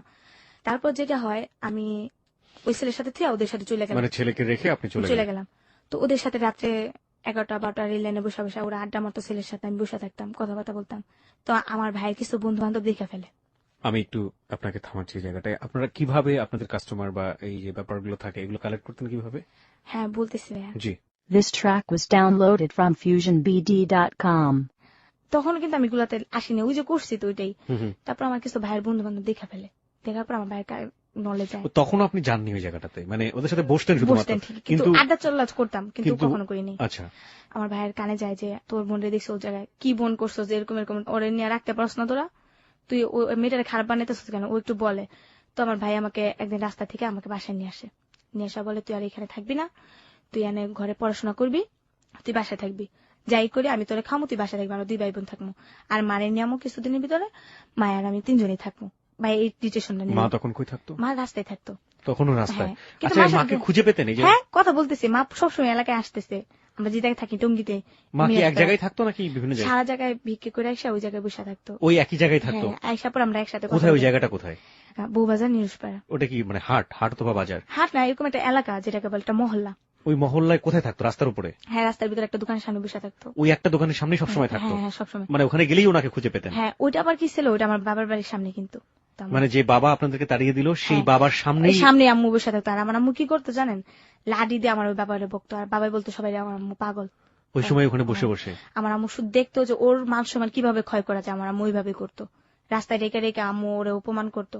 রাস্তার ভিতরে দাঁড়া করে লাইতো। মানে একটা নেতা মানুষ বুঝেনি তো, একটা রাজনীতির সাথে একটা এক হিসাবে এখন বলতে পারে একটা কাউন্সিলর উনি একটা, উনি এখন কাউন্সিলর ওখানকার। হ্যাঁ ওকে। ওনাকে মনে করেন যে রাস্তার ভিতরে ছেড়ে দিয়ে ফেলতো আমার আম্মু। লোকজন যদি জড়ো হয়ে যেত না, যে জিজ্ঞেস করতো কে উনি, পাগল তার সে গেছে, এগুলো এগুলো বইলা আইসা পড়তো আমার বাবা। তখন আমার আম্মুকে আমি বাধা দিতাম, তুমি ওই লোকটার সাথে খালি এমন করো কেন, অন্য মানুষ আছে না ওর সাথে কইতো না। কিন্তু আম্মু বলতো না, আম্মু বলতো তুই বুঝবি না মা, তুই বড় এলো তারপর বুঝবি। আমার তো বোঝা লাগতো না, এগুলো বলতাম আমি। তারপর যেটা হয় আমার ভাইয়ের কাছে আমি যাই, জি। যার পর প্রিয় শ্রোতা, গল্পটা কিন্তু খুবই খুবই খুবই মনোযোগ দিয়ে শুনতে হবে। আমরা জানি না এটা শেষ পর্যন্ত গিয়ে কতটা বম্বিং করবে। আমরা বলতে পারি যে it will be like super blasting যেটাকে বলে, কারণ গল্পের অনেকগুলো মোড় রয়েছে ওর জীবনের গল্পের, এবং কত সমাজের জ্ঞানী মানুষ এখানে জড়িত, এবং ওর যে লাইফ, ও মাই গড। তারপর আমার ভাইয়ের কাছে আমি যাই, যাওয়ার পর একদিন রাত্রিবেলা একসাথে শুয়ে থেকে ভাই আমি দুজনের খাটে একটা, আমার ভাই আমার উপরে হাত রাখে, আমার আপন ভাই রাখার পর আমি ভাবছিলাম যে হয়তো ঘুমের ইয়েতে হাতটা রাখছে। আমি মনে করছি হাতটা লাড়াচাড়া দিয়ে যদি জাগনা থাকে সরা ফেলবে, যদি ঘুমের দানে ওমা দেখি সাথে সাথে হাতটা সরা ফেলে। যখন আমি লাড়াচাড়া দিই ততটা ইমোশনাল ভাবে নেই। আরেকদিন যেটা হয় ভাইয়া, আমার ভাই আমার খালতো বোনের আর কি মেয়েরা আসে, একটা ভাগ্নি আছে, এটা এখন ইন্টারে পড়ে, তখন ও মনে হয় 5-6 পড়ে। তখন ও আসে, ওকে টাকা দেয়, ওকে খাতা কিনা দেয়, ওকে জামা কাপড় কিনা দেয়, কিন্তু ভাই আমাকে কখনো 2টা টাকা দেয়নি, কখনো আমাকে বলে নাই যে বোন নে তুই 2টা টাকা নে, তুই কিছু খাইস, তুই যেটা খাইতে ইচ্ছা করে। তো ওদেরকে আমার সামনে টাকা দিত, ওদেরকে নদী পানি ঘুরা যেত, কিন্তু ভাইয়া কখনো আমার রাস্তায় কথা বলতো না আমার সাথে। ও বলতো রাস্তায় কথা বলে নাকি ওর মান সম্মান চলে যাবে। আমার সাথে বাসায় জাস্ট সম্পর্ক, বাইরে না। তোমার ভাগ্নিদেরকে খাতা কলম কিনা দিত, কিন্তু আমাকে কিছু দিত না। আমি যে স্কুলে পড়তাম না, স্কুল থেকে 5-এ বৃত্তি দেওয়ার পর আমি রেজাল্ট ভালো করে আমি ওখান থেকে 700 টাকা পাই। 700 টাকার পর ওই টাকায় হাতে রাখি, ওইটা দিয়ে আমি ভাঙি, এগুলো কিনি, খাতা কলম কিনি। তারপর ওই দিন রাত্রি আমার ভাগ্নিদের টাকা টুকা দেওয়ার পর আমার ভাগ্নিরা চলে যায়। আসার পর তো কি করে, আমার ভাই আমাকে একটু জুস আছে না, ওই জুসগুলা নিয়ে আসে। জুসগুলা নিয়ে আসার পরে জুসের ভিতরে আমি দেখি যে কতগুলা ঘুমের ট্যাবলেট যেটাকে বলে, সাদা সাদা কি কি জানি ঢুকায় ওটার ভিতরে, ঝাক্কায় কতক্ষণ। আমি অতটা খেয়াল করি না, ওটাই মনে খাইবো। আমাকে বলে তোর লেগে জুস আনছি, উঠ উইটা ঘুমে তুইটা খাই নে, আর আমার লেগে ভাত বার। তো আমি ভাইয়ের জন্য ভাত পারলাম, আমি জুস খাইলাম। কিন্তু ভাইয়া আমি এত খুশি হয়েছি যে আমার ভাই আমার জন্য জুস আনছে, আমার জন্য এতটা ভালোবাসে আমার ভাই আমাকে। কিন্তু জুসটা খাওয়ার পরে আমি কেমন জানি ঘুমের ইয়া গেলাম। তারপর আমি শুইলাম, এক পর্যায়ে দেখি সকালবেলা ওইটা আমার সালোয়ার ছিঁড়া, সালোয়ার ছিঁড়ে ফেলেছে। হ্যাঁ সালোয়ার ছিঁড়া, তারপরও সামনের দিক দিয়া। কিন্তু ফিজিক্যালি রিলেশন হয়েছে কিনা আমি বুঝতে পাইনি, আমি জানিও না, কারণ আমার মনে হয় না, কারণ ভাই বোন কি বলে আল্লাহর তো আপনি ওটা বিলিভ করতে পারেন না। ওকে, আপনার বিলিভের জায়গা থেকে আমরা থাকতে চাই, বাট আপনি যতটুকু বলেছেন অতটুকু হজম করাই আমাদের জন্য খুবই কষ্টকর। But the reality is the reality. সত্যটা চরম সত্য, জঘন্য সত্য, মর্মাহত সত্য, বিধ্বস্ত সত্য, আপনি যাই বলেন না কেন সেটা সত্য। The reality is reality. কোন বোন তার ভাইয়ের বিরুদ্ধে কখনোই কোনদিনও গীবত করবে না, বা আমরা বলতে পারি না কখনো এই ধরনের অ্যাকিউজমেন্ট নিয়ে আসবে না যেটা তার ভাই করেনি। প্রশ্নই ওঠে না। এতক্ষণ পর্যন্ত তার ভাইয়ের কাছে যাওয়ার জন্য, তার ভাইয়ের একটু ভালোবাসা পাওয়ার জন্য তার যে আকুতি, সেটা কিন্তু এই এতক্ষণ পর্যন্ত পুরো গল্প জুড়ে উঠে এসছে। কিন্তু এই পার্টটা, this is really really really really hated part of today's hello 8920। ওকে, তারপর যেটা হয় ভাইয়া, এগুলা দেখা আমি তারপর মনে করছি হয়তো ঘুমের দেনে, তারপর আমি ইমোশনাল ভাবে নিয়ে নিই, মনে করছি ঘুমের দেনে শিখতে পারে, কারণ আমার তো একটা কাপড় চোপড় বছরের পর বছর ছিঁড়া যেতে পারে, কাপড় পিছা যেতে পারে। তো একদিন ভাইয়া চলে যায়, আমি দরজা জানলা অফ করে, মানে জানলাটা ছিল যেমন শিক নেই, একজন ঢুকা যায় জানলাতে, তো কাঠের দরজা ছিল, তুই দরজা আমি সিটকাই মেরা, আর জানলাটা রশিদা বাঁধানো ছিল, রশিদা বাইরে থেকে ঢুকার কোনো পরিস্থিতি নেই। তো ওইখানে আটকে আমি শুয়ে আসছি। তো অর্ধেক রাত্রে আমি ঘুমের থেকে কেমন সজাগ করে দেখি আমার ভাই আমার উপরে, মানে আমার উপরে। তো ভাইয়া তখন আমি কোথায় ছিলাম, আমার পক্ষে যে এটা এতটা গুরুত্ব ভাবে নিমু আমি কিভাবে বলবো ভাই, আমার এতটা কষ্ট লাগছে যে শেষ পর্যন্ত ভাই আমার সাথে এরকম করতে পারলো, এটা মানে কিরকম একটা কষ্টের ভিতরে চলে গেছিলাম আমি। তারপর যেটা হয় আমি এক ধরনের এরকম করি, তারপর ভাইয়া আস্তে নেমে যায়, তারপর আমিও ভাইয়ারে কিছু বলি না, ভাই আমাকে কিছু বলেন না। মানে এত বেশি লজ্জা পান আপনি যে আপনি ওই সময় রিয়াক্ট করাটারও। ভাইয়া আমি এতটা কান্না করছি, আমার মনে হয় আমার বালিশের যতগুলো তোলা ছিল সবগুলো মনে ভাইয়া চিপড়াইলে মনে পানি পড়তো ভাইয়া, এতটা কান্না করছি যে আল্লাহ কি আমার কপালে এগুলাই রাখছে। ভিক্ষা করছি, খাইছি, বাপের তো আদর পাইনি, জন্মের পর থেকে তো বাপ দেখি নেই। ভাই মনে করছি সবকিছু, মানুষের বাইরে দেখে কত আদর করে, কত জায়গায় কত কিছু কিনে নিয়ে যায়, কত কিছু বোনের জন্য কত কিছু ইয়ে নিয়ে যায়, বোনের জন্য যাইতে সময় দোকান থেকে টাকা দেওয়া যায় যে তুমি কিছু খায়ো, এটা করো এটা করো। কিন্তু আমার ভাই ওরকম ছিল না। আমার ভাই কোনোদিন আমার একটা টাকা হাতে দেয় নাই যে বনি তুই এটা কিনা খাইস, তোর খাইতে মন চাই কিছু। আমার মারে কিছু ভালো করে আদর করে না, আম্মু তুমি কিছু খাইবা, কিচ্ছু বলে না, মানে আমাকে দেখতেই পারতো না। তো আমি চিন্তা করছিলাম কখন সকালটা হবে, কখন সকালটা হবে। সকালটা হয়েছে, আমি না করে বললাম, আমি বাইরে থেকে আইসা পড়ছি। আইসা পর ওই যে আমার ফ্রেন্ড বান্ধবী, ওদের সাথে আসলাম। আসার পর সারাদিন ওদের সাথে ঘুরলাম। ওই যে আপনার প্রথম যেটা আমাকে শাইন ফিজিক্যালি রিলেশন করতে চাইলো, ও আমাকে নাম্বার দিছে।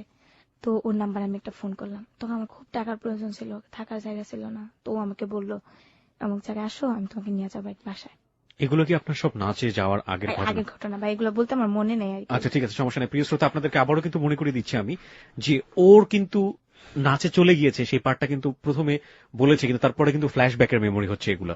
আপনারা নিশ্চয়ই জানেন যে নাচে চলে যাওয়ার পার্টটা, যে 2 মাসের পার্ট, সেটা একেবারেই ওর নিজের মনের, এবং ও ওর মাকে পর্যন্ত জানিয়ে যায়নি। সেই মোমেন্টটা থেকে ও কিন্তু ফ্ল্যাশব্যাকে এসে ওর জীবনের এই গল্পগুলো বলছে। আপনাদের সবাইকে একটু খেয়াল রাখার জন্য বারবারই মনে করে দিচ্ছি। হ্যাঁ, তারপর ওই যে শাইন ও আমাকে নিয়ে যায় শীতের দিন 2009 শেষ দিকটা, এক চাচির বাসায় নিয়ে যায়। নিয়ে যাওয়ার পর ওই দিনকে উনি আমাকে ফিজিক্যালি রিলেশন করে। সকালবেলা ও আমাকে 500 টাকা দেয়। 500 টাকা দিয়ে আমি একটা বস্তিতে একটা রুম নিই, নিয়ে 300 টাকা অ্যাডভান্স দিই, 200 টাকা দেওয়া 6-7টা সালা কিনি, ওগুলো বিছায় থাকার জন্য। কিছু বালিশ টালিশ কিনি, এগুলো। খাওয়া দাওয়ার ব্যবস্থা কিন্তু করি, থাকার ব্যবস্থা আগে করছি, আমরা 2 বান্ধবী মিলে করি।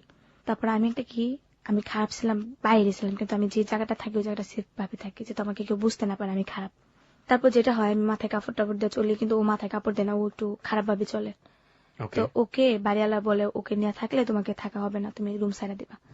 আমি বলছি ওর কারণে আমি কোথায় থাকবো, আমি ওকে বলি তুই একটা ব্যবস্থা করে নে। তো ওর সাথে আমার প্রায় ঝগড়া লাগতো ওই মেয়েটার সাথে। তো ও চলে যায়, যার পর আমি একাই থাকি। তারপর আমি আমার আম্মুকে নিয়ে আসি, আমার আম্মুকে নিয়ে ওই বস্তির ভিতরে থাকি। তো আম্মু কিছু টাকা দেয়।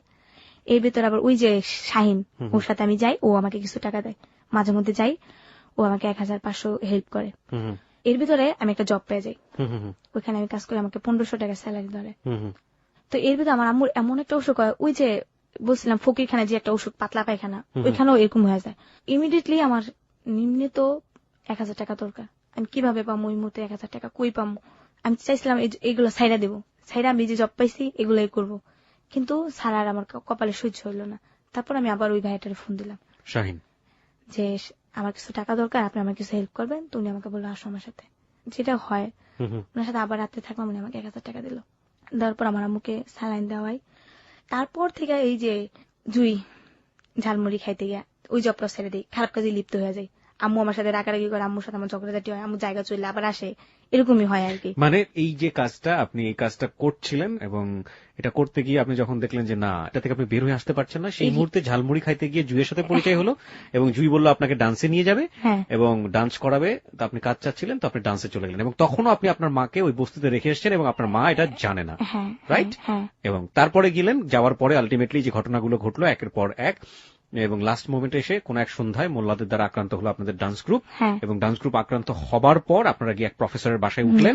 ওই জায়গাটায় আপনি ছিলেন এবং সাথে ময়ূরী, যেটা আপনি ময়ূরীকে ময়ূরী ম্যাম বলছেন বা আপা বলছেন, আমাদের চিত্র জগতের ময়ূরী, যাকে এক নামে সবাই চিনবে, সেও ছিল আপনাদের ডান্স গ্রুপে।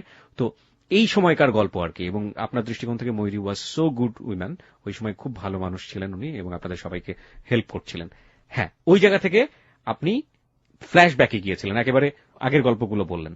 এখন আপনি আমাকে বলেন যে এই গল্পটার সাথে বা আগের যে গল্পগুলো বলেন, এই জায়গাটা থেকে আপনি কেন পেছনে ফিরে গেলেন? রিলেশনটা আসলে কোথায়? ওই যে শাহিন, শাহিনকে নিয়ে উদ্দেশ্যটা আর কি। আচ্ছা ঠিক আছে, তো শাহিন, এখন শাহিনকে আপনি এতক্ষণ ধরে পরিচয় করালেন, হুইজ শাহিন, এবার বলুন।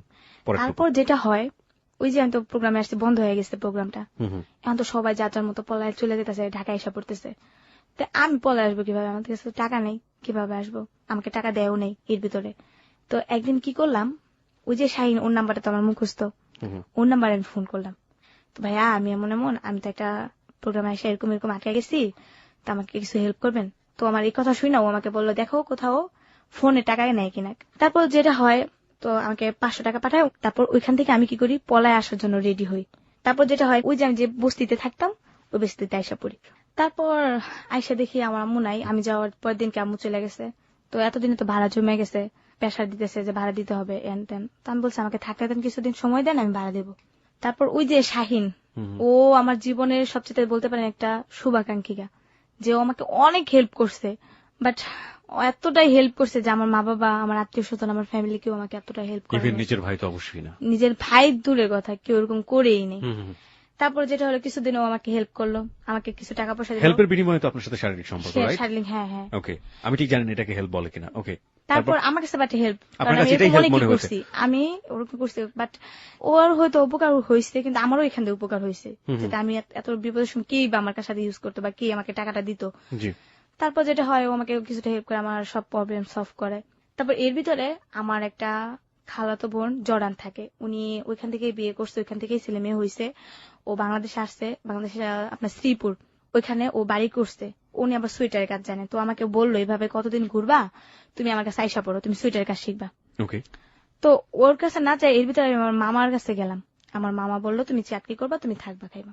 মামার কাছে যাওয়ার পর মামা আমাকে নিয়ে গেল। আমি আবার ভাইয়া শুটকি ভর্তাটা খুব পছন্দ করি। তো মামি প্রতিদিন আমাকে বলে তুমি কি পছন্দ করো সবচেয়ে, শুটকি ভর্তা। তো যাক, শুটকি ভর্তা একদিন দুই দিন একটা জিনিস যতই পছন্দ হোক না কেন, বাট 2-3 দিনের ভিতরে কিন্তু একটা জিনিস খাওয়া যায় না। তো আমাকে চাকরি নিতে স্প্রিং মিল, যেখানে সুতা তৈরি হয়, ওইখানে চাকরি নিলাম। প্রচুর গরম, এই গরমের ভিতরে চাকরি করি। আমাকে মরিচ ভর্তা করে দেয়। দুইটা ছেলে, একটা মেয়ে, ছেলেটা ছোট একটা বড় আমার সমবয়সী। ওরে মাছ দেয়, আর আমাকে একটা ছোট টুকরা দিলে দেয়, না দিলে নাই। আর কি অবহেলা করে, দুধ দেয়, ওদের ভাত দেয়, আমাকে দেয় না। আমার জন্য ছোট টুকরা রাখে, আমিও জিতে খাই না, যে ওদের বড়টা দিয়ে আমাকে দেয় না কেন। আমিও আমার মার মতো একটু জিতি, যে আমাকে কেউ কষ্ট দিলে না আমি সহ্য করতে পারি না। তারপর যেটা হয়, আমি ওখানে চাকরি করি, ওখানে বেতন পাই। আমার বেতনের টাকা দিয়ে ওনাদের সব প্রবলেম সলভ করবে, কিন্তু আমার যে একটা ড্রেস আপ নাই, আমাকে একটা ড্রেস দিবে ওটা বলে না। ওনার মেয়েকে একটা ড্রেস কিনে দিবে, ওনার মেয়ের স্কুলের ফিস দিবে, ওনার ছেলের প্রাইভেট খরচ দিবে। আপনার মাকে আপনি খুঁজে পেলেন? এখনো খুঁজে পাননি? মানে এর ভিতর তো মা খুঁজে পাই না, মা চায় চয় খায় এখানে ওখানে জায়গা। কিন্তু মার সাথে এসে আপনি দেখাও করেন না, দেখা করিনি। যে মাকে দেখতে ইচ্ছে করলো না? করছে কিন্তু পাই নেই, খুঁজেই পাননি? খুঁজে পাই এটা নিয়ে টেনশন হচ্ছে না? টেনশন হচ্ছে। আর বাট আমার মা খুব ট্যালেন্ট একটা মেয়ে, যেটা ওনার আপনি একটা আছে না যে গায়ে টাচ করবে। আমরা রাস্তায় ঘুমাইছি বলে যে আমরা এতটা না। আমার আম্মুর দেখা গেছে একটা দোকান, আপনি আমার আম্মু চা খাইতে গেছে, আমার আম্মুর সাইড দিয়ে একজন বললো যে খালাম আমার কিছু দেন তো, মানে দোকানদারকে বললো আম্মু ওর মাইরা একটা পিঠা শেষ করে ফেলবো। আমার উপর দিয়ে আসতো কেন, কেন দুনিয়া জায়গা নাই, আরো জায়গা আছে, ওইখান দিয়ে চলে যাও, আমার উপর দিয়ে আসতো কেন। মেয়ে দেখলে কি মাথা নষ্ট হয়ে যায়, একটা ডাইরেক্ট আমার মানে বলে পরে বকাঝকা করে। তারপর যেটা হয়, এই জন্য আমি টেনশন করি না, কারণ আমার আম্মু নিজে ঢাকা শহরে এমন কোন রাস্তা নেই যে আমার আম্মু না চিনে। চেনে না, সুতরাং যে কোনো ভাবে ম্যানেজ করে ভালো আছে। তো অনেক ভালো, কারণ এক সময় যেহেতু ঢাকায় কাজ করছে উনি সবই চিনে, ঢাকায় বড়, ঢাকায় বাসায় কথাও বলে। তারপর যেটা হয়, মানে আমাকে শুটকি ভর্তাতে ভাত দেয়, সবার সামনে খাইতে গেলে আমার খুব শরম করে। সবাই আমাকে তো কি প্রতিদিন শুটকি ভর্তাই দেয়, ভাত দেয়, এমনি ভাত দিতে পারে না ভালো কিছু দেয়া। তো আমার শরম পাই দেখে পর একটা মেয়ে আমাকে বুদ্ধি দিল, কয় তুই কোয়ার্টার আইসা পর, তো নিজে কামাই কর, নিজে থাকবি খাবি। মানে আপনার কর্মস্থলের যে কোনো একজন মেয়ে? হ্যাঁ, একটা কোয়ার্টার, ওখানে আবার কোয়ার্টারের সুযোগ আছে। তো আমি কি করলাম, সিদ্ধান্ত নিলাম কোয়ার্টারে থাকবো। তখন আমি কি করি, বেতন পাইয়া আমার মামা মামিকে না বললে আমি কোয়ার্টারে এসে পড়ি। আচ্ছা। পরে এখানে আবার আমার মা আসে, আইসা আমার খালা যেটা মিজু খালা টুঙ্গিতে থাকে, ওর কাছে খবর নেয় যে আমি আমার মামার কাছে আইসা পড়ছি। মায়ের খবর টবর নিয়ে আমার মা ওইখানে আইসা পড়ে। আসার পর আমি তো চাকরি বাকরি করি, ঘরে জিনিসপত্র করছি, 2700 টাকা বেতন পাইছি। আমার টাকা দেখে কেন, আমার একটা মানে ওইটা অন্যরকম, আমি চাকরি করি আর কিছু না, একটা ইয়ে। আর তখন আমার মামা তো ফ্যাক্টরিতে আইসা বলতেছে তোমার আম্মু আসছে, আমি বিশ্বাস করি না, মনে করছি আমি তো যদি বেতন নিয়ে আইসা পড়ছি, যদি আমার বাসায় গিয়ে কিছু বলে মারধর করে, আমি বলছি আমার আম্মা আসলে আমার আম্মা নিয়ে আসতে কয়, আমি বিশ্বাস করি না আমারে। তারপর কি হলো, আম্মা আসলো গেটে, আম্মুরে দেখা তো আমার খুশি দেয় কেন, আম্মুরে জয় দেখছে, মা তোমার আর ভিক্ষা করতে হতো না, তুমি এখন থাকবা, তুমি এখন খাবা, আর কোনো কষ্ট না, মনে করো তোমার মেয়ে বড় হয়ে গেছে। এই কতদিন পরে দেখা? 2 মাস? প্রায় 3 মাস। 3 মাস, ওকে। আম্মু তো আমার জড়াই ধরে কান্নাকাটি, তুই কেন আমার থেকে গেছিস, তুই কি বড় হয়ে গেছে, হাত পা গজা হয়ে গেছে। তো আম্মুরে নিয়ে রাখলাম। তখন আম্মুর এক চান্স আমি কাপড় কিনে দিলাম, আম্মুর যত কিছু লাগে সবকিছু কিনে দিলাম। আম্মুরে বললাম তুমি লাঠি পট দিবা না, কারণ শরম লাগে লাঠি পট দিলে। তারপর আম্মু লাঠি পট দিয়ে হাঁটে, আমাকে ধরে হাঁটতো, তারপর মা আম্মু লাঠি পট দেয়। তারপর এমনি কি হলো, আম্মু ওনার ছেলেটারে খুব ভালোবাসে, ছেলেকে না দেখলে পাগল হয়ে যায়। তারপর কইতেছে আয় তোর ভাইয়ের কাছে যাই আমরা, কিন্তু আম্মুর কাছে আমি বলি নাই যে আম্মু আমার কাছে এইগুলো এগুলো ঘটছে। তারপর আম্মু বলে যে চল আমি যাই, এখান থেকে আমরা চলে আসি। আসার পর আমি আর ওই জবটা করি না, আইসা পড়ি টঙ্গিতে। টঙ্গিতে আসার পর এখানে আবার একটা রুম নেই, পরে এখানে থাকি। তারপর আম্মুর সাথে আমার ঝগড়ায়, যে কোনো একটা বিষয় নেই এমনিতে যখন আম্মু চলে যায়, আবার আমি আবার একা একা থাকি, আবার ওই ফ্রেন্ডদের সাথে আড্ডা মারি, ওরাও এরকম খারাপ কাজ টাজ করি। হ্যাঁ, এর ভিতরে আবার ওই যে আমার আপুর কথা বলছি, ওই আপুর বাসায় আবার যাই, রোজার ঈদ আইসা পরে প্রায় কাছাকাছি। কোন আপু এটা? জুই? জুই না, ওই যে আমার একটা ফাতেমা আপু, যেটা উনি জর্ডান থেকে আসতে, ওকে, উনি আমাকে নিয়ে যায় ওনার বাসায়, নিজের বাড়ি করছে। বর্তমানে আমার আম্মু ওইখানে আছে। তো দাঁড়ান বুঝিনি, আপনার তো জর্ডান থেকে মামা মামি আসলো। না না, তাহলে? আমার একটা খালতো বোন আসছে আর কি, ওকে, ওখানে বিয়ে করে আসতে, ওখানে একটা মেয়ে হয়েছে, হুম। আসার পর বাংলাদেশ চলে আসছে, মেয়েকে রাখার মানুষ পায় না, এর জন্য তাহলে আপনি বাংলাদেশে- কোথায় থেকে অফিস করছিলেন? মামা মামির কাছ থেকে? হ্যাঁ, ওই শ্রীপুর থেকে অফিস করছিলাম। আর এই জর্ডানের বোনের সাথে কি সম্পর্ক, খালাতো বোনের সাথে? এই টঙ্গি তাইসা উনিও আসতে, দেখতে আসতে ওনাকে আচ্ছা, দেখার পর, হ্যাঁ, ওকে। তারপর উনি আমাকে বললো এভাবে আর কতদিন তুমি আসো আমার সাথে। আর এক ধরনের বোহেমিয়ান লাইফ আমরা যেটাকে বলতে পারি, যাযাবর জীবন। হ্যাঁ। কোথাও এখানে, কোথাও বস্তিতে, কোথাও মামা মামির কাছে, কোথাও সার্কাস লাইফ। মানে লাইক আপনি একটা ফুটবলকে তুলনা করতে পারেন ওর লাইফের সাথে, যে ফুটবল মারছে, যেখানে যে ফুটবল থামবে তো থামবে, কোনো ঠিক ঠিকানা নেই। দুমুঠো ভাত কিংবা একটু রাত্রেবেলা মাথা গোজার ঠাই, এটার জন্য কখনো শরীর দিয়ে দিচ্ছে, কখনো কারোর সাথে রাগারাগি করতে হচ্ছে, কখনো কারো কাছ থেকে চুরি করতে হচ্ছে। This is call life. এবং এই জীবন কতটা নির্মম এবং নৃশংস হতে পারে সবকিছু মিলিয়ে, সেটা আজকে মনিকে দেখলেই বুঝতে পারবেন। কিন্তু অদ্ভুত ব্যাপার হলো 17 বছরের মেয়েও, এবং ওর যে বলার স্টাইল, তার মধ্যে এক ফোঁটা ছিটে ফোঁটা, আমি বেশ কয়েকবার 2-1বার দেখেছি চোখের জলে ভিজে উঠছে, কিন্তু এক্সপ্রেশনে সেটা নেই, একেবারে হাসি মুখ করে আরামসে বলে যাচ্ছে। ও এটা কি ওর জীবন মনে করে নিয়েছে, অদ্ভুত। এবং এই জিনিসটাকে আমার খুব বেশি পরিমাণে আমি মার্ক করছি, যে ওর ফিলিংস আসলে কি, ওর ফিলিংসটা কোনো না কোনো ভাবে ধরতে পারছি না, যে ও যে কষ্টে আছে, ওর যে খারাপ লাগছে, আমি ঠিক জানি না। আমি শেষের জায়গাগুলোতে আসতে চাই। ওকে, হ্যাঁ, তারপর? তারপর যেটা হয়, আমার খালুর কাছে যাই, আমার খালা থাকে, মেহমান আসে, 3টা রুম থাকে ওদের, একটা হাজবেন্ড ওয়াইফ থাকে, আর একটা ও এর ভিতর বলি না আমার ছোট খালা, ওরাদের একটা বড় সমস্যা হয়ে যায়, ওরাদের রুম আটকে যায়, রুম ভাড়া দিতে পারে না, দেখে বের করে দেয়, ওই মেজু খালার কাছে চলে যায়, মেজু খালার বাড়ি করে, ওরা এক রুমে থাকে, খালা এক রুমে থাকে। আমার খালা আবার হুজুর নিয়ে একটা তালিম টালিম পড়ায়। আমার ফ্যামিলিটা সবাই হুজুর, খালি ডান্সার দিতে আমি একাই বলতে পারেন। আপনার ফ্যামিলির সবাই হুজুরনি মানে হচ্ছে করেন? তো নামাজ পড়ে, সবকিছুতে আল্লাহর ভক্ত ওরা। আল্লাহর ভক্ত, 5 ওয়াক্ত নামাজ পড়ে, ইসলামের সবকিছু মেনে চলছে, আর কিন্তু- সেই বাড়ির একটা মেয়ে এরকম পথে ঘাটে ঘুরে বেড়াচ্ছে, প্রস্টিটিউশনে যাচ্ছে। কোনো কিছু না। ফুয়া। তারপর যেটা হয় ভাইয়া, একদিনকে আমাকে খালার সাথে শুইতে দেয়, আমি খালার সাথে শুই কিনারে, রাত্রে টিভি দেখতে দেখতে প্রায় ঘুমাই যাই, খালু নিচে ঘুমায়। তো রাত্রেবেলা আমার একটা কি, যে কেউ যে আমাকে টাচ করে, আমি গায়ে হাউস পরে পাই যে আমাকে টাচ করতেছে। হঠাৎ করে দেখি যে আমার টাচ করতেছে আমার খালু, ধরতেছে, যেমন মানে আর নিচে শুইছে, হাত বাড়ে আমাকে টাচ করতেছে। তখন চিন্তা করতেছে এই জায়গাও থাকবো না, চলে যাবো। রাত্রি ডিউটি নিয়ে নিচ্ছে, পরের দিন সকালে চলে আসি ওইখান থেকে। চলে আসার পরে আর কারো বাসায় যাবো না, একটা মনে সাহস হলো, কারো বাসায় যাবো না, একা একা রুম নিবো, একা একা থাকবো, একটা নিজে একটা ডিসিশন নিলাম, কারো বাসায় যাবো না। প্রিয় শ্রোতা, একটা মেয়ের পিতৃপরিচয় না থাকলে, একটা মেয়ের যদি কোনো ব্যাকআপ না থাকে, এমনিতেই আমরা শুনি যে এই ধরনের ফ্যামিলি ট্যাবু, যেটার পার্সেন্টেজ এত ভয়াবহ আপনি চিন্তাও করতে পারবেন না। এগুলো নিয়ে যারা কাজ করে বিভিন্ন এনজিও, সেই পরিসংখ্যানগুলো আমরা দেখেছি, যে একটা মেয়ে পারিবারিকভাবে ছোট থেকে বড় হতে গিয়ে এ ধরনের কত রকমের টর্চারের, মানসিক টর্চারের শিকার হন, বিশেষ করে ফিজিক্যালি। সে বয়স্ক হোক কিংবা অপ্রাপ্ত বয়স্ক হোক, একেবারে নিজের ব্লাড রিলেশন থেকে শুরু করে কেউই সেখানে বাদ নেই এই তালিকায়। কিন্তু যখন দেখি যে পিতৃ পরিচয় নেই এবং এই মেয়েটাকে খুব সহজেই পাওয়া যায়, এই মেয়েটা কখনো সোচ্চার ভয়েস তার মুখ থেকে বের হবে না, খুব সুচ্চ কণ্ঠে সে প্রতিবাদ করতে পারবে না, তখন কিসের খালু, কিসের আপন ভাই, কিসের বন্ধু, যে যেভাবে পারছে সেভাবে। ওকে, তারপর? তারপর আমি ওখান থেকে আসা পড়ি, আসার পর ওই যে শাহিন, হুম, ওকে আমি বলি যে আমি একটা রুম নিব, আমাকে একটু হেল্প করবেন। কি হেল্প? আমার তো 1 মাস চলা লাগবো, আমার তো ওই টাকাটা নাই, আমি কি করব? আপনি আমার 1 মাস জাস্ট হেল্প করবেন, আমি চাকরি নিব, তারপর আমি আপনার টাকা দিয়ে দেবো। তো ও আমাকে বলে, তো ভাই আমি যেটা ভুল করছি, আমি জানতাম না ও কিন্তু হিন্দু। হুম, তখন ও আমাকে বলে যে আমি তো হিন্দু, তুমি আমার সাথে কি করবো? আমি একটা অর্ডার অফার করি যে হাজবেন্ড পরিচয় আমি আপনাকে রাখবো, আমার কিছু মাস থাকবেন, তারপর যদি কোনো সমস্যা হয় আপনি চলে যাবেন, আমি থাকতে কোনো সমস্যা করবো না আপনার, আমার জীবন যাক যাক, কিন্তু আপনার কোনো সমস্যা হইতে দিব না আমি এভাবে বলছি। তারপর উনি আমাকে খুব বিশ্বাস করছে, তো উনি আমাকে একটা রুম নিয়ে দেয়, রুমের 1 মাস আমাকে চালায়, টাকা পয়সা যা যা বলে সব দিয়ে আমাকে হেল্প করে। আমি মাঝে মধ্যে অসুস্থ হয়ে গেলে, আমার তো আল্লাহ ছাড়া কেউ নাই ভাইয়া, একমাত্র বলতে পারেন উনি আমাকে হেল্প করে, টাকা পয়সা দেয়। তো আমি আবার কি করতাম, যে চাকরি নিয়ে ফেলছি গার্মেন্টস, তখন আমি হেল্পারি করি। মানে ভাইয়া এইসব কাজে কখন যায়, গার্মেন্টস একদিন অ্যাবসেন্ট করলে দুনিয়া গালাগালি করে, এসব কাজে যাইতে পারি না। আমি আবার অন্যটার আশায় থাকি না।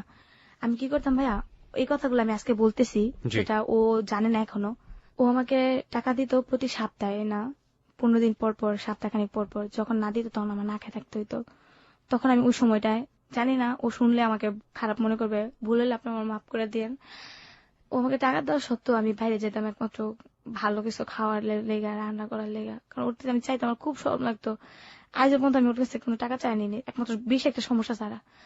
ও আমাকে হাজার টাকা দিত, কিন্তু টাকা দিত তো ওই বিনিময়ে, বাট আসতো আয়সা রাত্রে থাকতো, সকালে ও চলে যেত, আমি সকালে অফিসে যাইতাম গোসল টোসল করে আর কি। তারপরে এই যে যেটা আমার বাসা পরিচিত ছিল, ওদের কাছে যাইতাম, যাই আমি কিছু টাকা 400-500 টাকা আনতাম, আইনা এগুলা দিয়ে আবার আমি চাল টাল কিনা ফেলতাম। ওরা সাথে থাকতে হতো না, ও দিলে ওই টাকাটা আমার স্ট্রং থাকতো, আবার যখন ফুরা যেত আবার কিনা ফেলতাম, এরকম করতাম। মানে এই পেটের ভাতের জন্য জন্য, হ্যাঁ। বাসাটা ভাড়া দেওয়ার জন্য আপনি হ্যাঁ, এক মানে আমি ধরনের টেনশন করতাম যেটা ভাইয়া, আমি একবেলা না খেয়ে থাকি কেউ দেখবো না, কিন্তু একটা বাসা ভাড়া না পেলে যদি আমার বের করে দেয় তখন আমি কোথায় থাকবো। এই জন্য আপনি প্রস্টিটিউশনে জড়ালেন। গার্মেন্টসও করতাম, এসব কাজও করতাম, ওর সাথেও করতাম। জি। গার্মেন্টসের কাজ করে আমি একসময় অপারেটর হয়ে যাই, তখন আমার বেতন হয়ে যায় 3500 টাকা। তখন আমি সব মিলাই 4 থেকে 5 হাজার টাকা পাই। তখন কিন্তু ওর টাকা আমার প্রয়োজন পড়ে না, তারপরও পরে যেটা মাঝে মধ্যে ক্ষেত্রে লাগে। আপনি কি এই যে কাজগুলো করতেন, এগুলো করার জন্য কি আপনার একেবারে নির্দিষ্ট কিছু ক্লায়েন্ট ছিল, নাকি আপনি রাস্তায় দাঁড়াতেন বা? না না ভাইয়া, কখনোই না। তাহলে আমার কিছু বাসা ছিল, বাসা থেকে আমাকে ফোন করতো যে অমুক সময় তুমি আসবা, অমুকটা কয়টা কাজ করো, তুমি চলে এগুলো যাবে। কি ম্যারিড পার্সন নাকি ব্যাচেলর নাকি মেসে ভাড়া থাকে? কে? এই যাদের সাথে এগুলো করতেন? মানে মেয়েরা? না, বেসিক্যালি আপনি তো যে প্রস্টিটিউশনের কথা বলছেন, আপনার শারীরিক যে ব্যাপারগুলো জড়িত, আপনি বিভিন্ন ক্লায়েন্টের কাছে গিয়ে আপনি এগুলো করতেন, ওদের পরিচয় জানতে চাচ্ছি, ওরা কি? ওরা এক সময় কি দেখতাম যে হাজবেন্ড জানে, হাজবেন্ডের সামনে করাইতেছে এসব দিয়ে। আই ডোন্ট নো, আমি ঠিক বুঝতে পারছি না, মানে হাজবেন্ড ওয়াইফ দুজনেই জানে ব্যাপারগুলো? হ্যাঁ হ্যাঁ, এগুলা দুজনে শেয়ার করে। হাজবেন্ড লোক নিয়ে আসতেছে, ওয়াইফ রিসিভ করতেছে, রিসিভ করে দেখা গেছে যে মেয়েকে ভিতরে দিতেছে, হাজবেন্ড গেটটা লাগাই দিতেছে, আর হাজবেন্ড ওয়াইফ দুজনে ঘরে বসে আছে। তারপর শেষ হওয়ার পরে দেখা গেছে লোকটা আসলো, হাজবেন্ডের কাছে টাকা দিল বা ওয়াইফের কাছে টাকা দিল, হাজবেন্ড নিচে নিয়ে নামাই দিয়ে আসলো। মানে কোন একটা বাসায় গিয়ে আপনাদের এই জিনিসটা হ্যাঁ, করতে হতো, হ্যাঁ। এবং এগুলো সবকিছু প্রিসেট করা, সাজানো থাকতো? হ্যাঁ হ্যাঁ, দেখা গেছে একটা হাজবেন্ড ওয়াইফ আর একটা বাচ্চা, হুম। তো এক বাসায় ফ্ল্যাট নিয়ে রুম ভাড়া নিল। হুম। তো ওইখানে তো সন্দেহ করার মতো কিছুই নেই, হুম। যেহেতু হাজবেন্ড ওয়াইফ বাচ্চা আছে সাথে। তো ওয়াইফে বললো যে আমার হাজবেন্ড এমন একটা জব করে, মানুষ আসবে, আমি বা খাওয়াবো লোকজন, বা দেখা গেছে রুমটা নিল নিচতলায়, যাতে লোকজন আসতে সুবিধা হয়, গেটটা খুলে রাখলো, লোকজন ফট করে ঢুকে গেল, আবার বের হয়ে গেল। তো ওরকম ভাবে আর কি হইতো ওইটা। না, সেটা তো হতোই, কিন্তু কথা হচ্ছে যে আপনি কিভাবে বুঝতেন যে উনি আপনার ক্লায়েন্ট, বা আপনি ওই বাসাটাতে যাবেন? আপনাকে এগুলো কে বলে দিত? দেখা গেছে মেয়েদের দ্বারা পরিচিত হতাম। একটা মেয়ে আছে, যেমন ওকে আমাকে বললো যে আমাকে কাজ করাতে হয়। তো একটা মেয়ে তো এক জায়গায় কাজ করে না, অনেক বাসায় কাজ করে। ওর তো এক জায়গায় কাজ করলে হয় না, যে জায়গায় লোক বেশি আসে ওই জায়গায় কাজ করে। তো বাট আমি ওইগুলো করতাম না, আমার পার্ট টাইম 500 টাকা হইলে আমার যথেষ্ট। আমি ওদিকে যেতাম, আমার শরীরের দিকটাও দেখতাম, এমনকি আমার রোজগারের দিকটাও দেখতাম। আমি অতিরিক্ত বেশি করতাম না, যেটা একটা আছে না মানুষের এই স্ট্রোক, এই দিক দিয়ে আমি একটু সতর্ক থাকতাম। এইডস এর ব্যাপারে আপনি সচেতন থাকতেন? দেখা গেছে যদি এইস হয়ে যায় তখন আমি কি করব, বাট একটা প্রেগনেন্ট হয়ে গেলাম আমি, সাপোজ, ওই দিক দিয়ে সতর্ক থাকতাম যে আমিও তো কখনো সংসার করতে পারি, তখন আমি মানে আমার হাজবেন্ডের কাছে কি পরিচয় দেবো বা কি বলবো। এগুলো তো আপনাকে কেউ কখনো বুঝিয়েও দেয়নি, আপনি না, নিজে নিজে আমি নিজে বুঝেছেন? থেকেই করতাম, কারণ আমার সংসার হতেই পারে স্বাভাবিক। প্রিয় শ্রোতা, দেখুন, একটা মেয়ে যার কোনো সংসার নেই, কেউ নেই, মা এক ধরনের মানসিক প্রতিবন্ধী, সে ভিক্ষা করে বেড়াচ্ছে, এই মেয়ে প্রত্যেকটা ঘাটের পানি খেয়ে খেয়ে খেয়ে খেয়ে এই জায়গাটায় আজকে এসছে, এবং ওর ভিতরে এই জিনিসটা কাজ করছে যে আমি যে কাজটা করছি আমার পেটের জন্য দরকার, এবং এটা করতে গিয়ে যেন আমার এইডস না হয়ে যায়, এটা করতে গিয়ে যেন আমার সংসার যদি কোনোদিন হয় তার কাছে যেন আমি জবাবদিহি করতে না হয়। অনেক কিছুই শিখছি, আমি প্রতিনিয়তই শিখছি হ্যালো 8920 থেকে। আজকে এই 17 বছরের মেয়েটার কাছ থেকে অনেক কিছু আমি শিখবো এবং শিখছিও। ওকে প্রিয় শ্রোতা, আমি শুধু এক বাক্যে বলতে চাই, this is really really miserable story of life. আমি ঠিক জানি না এটা শেষটা কোথায়, আপনি কিভাবে নেবেন জীবনের গল্পগুলোকে, নাটক, সিনেমা, উপন্যাস, কোনো কিছুই কি আসলে এই জীবনের গল্পের কাছে দাঁড়াতে পারে? সবকিছু তো হার মেনেছে। আমরা প্রিয় শ্রোতা ছোট্ট একটা বিরতি নিচ্ছি। আপনারা যদি মনিকে দেখতে চান চলে আসতে পারেন আমাদের ফেসবুকে। আমাদের ফেসবুকের ঠিকানা www.facebook.com/hello8920। আমি আবারও বলছি www.facebook.com/hello8920। ওখানে যাবেন, যাওয়ার পরে আপনি লাইক দেবেন, লাইক দেবার সঙ্গে সঙ্গে আপনি hello 8920 মেম্বার হয়ে যাবেন। প্রিয় শ্রোতা, আমরা ছোট্ট একটা বিরতি নিচ্ছি। বিরতির পরপর আমরা আবারও ফিরে আসব, আমাদের সাথেই থাকুন। প্রিয় শ্রোতা, ছোট্ট একটা বিরতির পর আপনাকে আরো একবার স্বাগত হ্যালো 8920-তে। আরজি কিবরিয়াকে শুনছেন আপনি মনিকে শুনছেন আপনি আপনার প্রিয় স্টেশন এবিসি রেডিও FM 89.2। মনির জীবনের গল্পের চরম মুহূর্তে রয়েছে আমরা। কি বলবো এই গল্পটাকে? মর্মান্তিক বলবো, দুঃখের বলবো, কষ্টের বলবো? আমি ঠিক বুঝি না যে দুঃখ কষ্ট যে শব্দগুলো বাংলা ডিকশনারিতে রয়েছে সেগুলো একটা মানুষের জীবনের দুঃখকে পুরোপুরি ধরতে পারে কিনা। আমরা কোনো শব্দ খুঁজে পাচ্ছি না। মনির কাছে আমরা যেতে চাই, মনির কাছ থেকে আমরা আরো শুনতে চাই। তবে তার আগে বলতে চাই, প্রিয় শ্রোতা, আপনি যদি মনিকে দেখতে চান, মনিকে নিয়ে যদি কোনো কমেন্টস করতে চান, প্রশ্ন করতে চান, আপনি করতে পারেন। চলে আসুন আমাদের ফেসবুকে। আমাদের ফেসবুকের ঠিকানা www.facebook.com/hello8920। আমি আবারও বলি, www.facebook.com/hello8920। ওখানে যাওয়ার পরে আপনি লাইক দেবেন। লাইক দেবার সঙ্গে সঙ্গে আপনি হ্যালো 8920 মেম্বার হয়ে যাবেন। আর আপনি ফোনও করতে পারেন। ফোন করার জন্য নাম্বারটি হচ্ছে 91156668। আমি আবারও বলি, 91156668। 02 যোগ করতে হবে মুঠোফোন থেকে ফোন করলে। ফোন করার পর আপনার নাম এবং আপনার সেল নাম্বারটি ধীরে ধীরে স্পষ্ট করে বলতে হবে, এবং নাম এবং সেল নাম্বারটি যেন খুবই স্পষ্ট করে বলা হয়। এরপর আপনার জীবনের গল্প মাত্র 2 মিনিটের সারাংশটুকু বলে বলবেন আপনার সঙ্গে যোগাযোগ করতে। আমাদের হ্যালো 8920 টিম মেম্বার শাকিল আপনাকে ফোন দিয়ে আপনার সঙ্গে কথা বলবো, এবং হতে পারেন আগামী সপ্তাহে আপনি হ্যালো 8920 অতিথি। আমরা চলে যাচ্ছি মনির কাছে। মনি, পুরো ব্যাপারটা আমি জানতে চাই না। আমি জানি যে এই যে প্রস্টিটিউশন, এটা একটা বিশাল একটা সিন্ডিকেট। আপনি তো ঢাকা শহরেও আসতেন, রাইট? অবশ্যই, আমি বলতে পারেন আমি ঢাকা শহরের মেয়ে। ঢাকা শহরেই আপনি বেশিরভাগ সময় কাটাতেন বা বিভিন্নভাবে এটাতে ইনভলভ ছিলেন। যারা আপনার সাথে মিশতো, মানে যারা আপনার সাথে এই কাজগুলো করতো, তারা কি ধরনের, আমি এটা জানতে চাচ্ছি। আমি একজনের নাম বলবো না, একটা নাম নেই দামি লোকই। তো ওনার সাথে আমার ভালো একটা রিলেশন ছিল। উনি আমাকে ক্লাবে নিয়ে যায়। একদিন ওইগুলো করতে গিয়ে ওনাকে আমাকে জিজ্ঞেস করে, তুমি দেখতে তো খুব সুন্দর। আসলে ভাই আমি দেখতে অতটা সুন্দর না, কালো, দেখতে খারাপ। তারপরও বলছে যে তুমি দেখতে তো খুব কিউট, তুমি এত অল্প বয়সে এগুলোতে আসতো কেন? তারপর আমি বললাম, ভাইয়া পেটের দায়ে মানুষ অনেক কিছুই করে। তো আমার এইসব কথা শুনে না, মানুষ আমার কাছে কাজ করতে চাইতো না, শুধু শুধু টাকা দিয়ে দিত। আমি এগুলো বেশি বলতাম, যাতে আমার কাছে পিছনের গল্পগুলো কারণ কেন বলতাম ভাই, আমার কষ্টটা কম হইতো, আমার টাকাটাও হইতো, আমি এই জন্য বেশি বলতাম। তারপর আমাকে বেশিরভাগ লোকে আমাকে বলতো, তুমি কেন করো এগুলো, তোমার দেখতে তো খুব সুন্দর দেখা যায়। কেউ বলতো ওনার ওয়াইফের মতো দেখা যায়, কেউ বলতো কারো মেয়ের মতো দেখা যায়, কেউ বলতো কারো ফুবুর মতো দেখা যায়। অনেকে অনেক ধরনের কথা বলতো যে আমাকে নাকি ওরকম দেখা যায়। তারপর একদিনকে আমাকে একটা লোক বললো যে তোমার তো দেখতে খুব সুন্দর, তুমি এগুলো না করে একটা চাকরি বাকরিও তো করতে পারো। আমি বলি, হ্যাঁ ভাই আমি চাকরি করি, বাট আমার তো কেউ নাই, আমার একটা মা অসুস্থ, ওনাকে আমার হেল্প করতে হয়, তো আমি চাকরি করলে আমার পোষায় না। আমি এইভাবে বলছি, তাহলে এগুলো করো কেন, বড় ধরনের কোনো জব করো। কে দিবে আমাকে বড় ধরনের জব? তারপর উনি বললো, আচ্ছা ঠিক আছে, তুমি ভালো ডিটেলস কি করো? আমি বলছি আমি ডান্স পারি, ডান্সের ক্লাবে একবার করছিলাম, এরকম বলছি। ঠিক আছে, তুমি বারে ডান্স করবা? আমি হ্যাঁ করবো। যেহেতু বললো, আমি যাক ভাইয়া আপনি যদি ডান্সটা দেন আমি এই জগৎটা ছাইড়া দেবো। তারপর উনি বললো, ঠিক আছে, আমার দ্বারা যদি তোমার উপকার হয় তাহলে তো ভালোই। তো উনি আমাকে প্রথমে নিয়ে যায় কিছু মেয়ের সাথে পরিচয় করে দেয়, আমার মেকআপের ডিটেলস যা যা লাগে তা করে দেয়। উনি আবার ওই যে ড্রিঙ্কস যারা দেয় না, লোকটা কি জানি আর কি, আমি সঠিক খেয়াল নেই। তো ওই লোকটা আর কি আমাকে পরে নিয়ে যায়। নিয়ে যাওয়ার পর আমাকে ড্রেস আপ পরতে বলে। এই ফার্স্ট আমার সাথে নাচা বাইরে।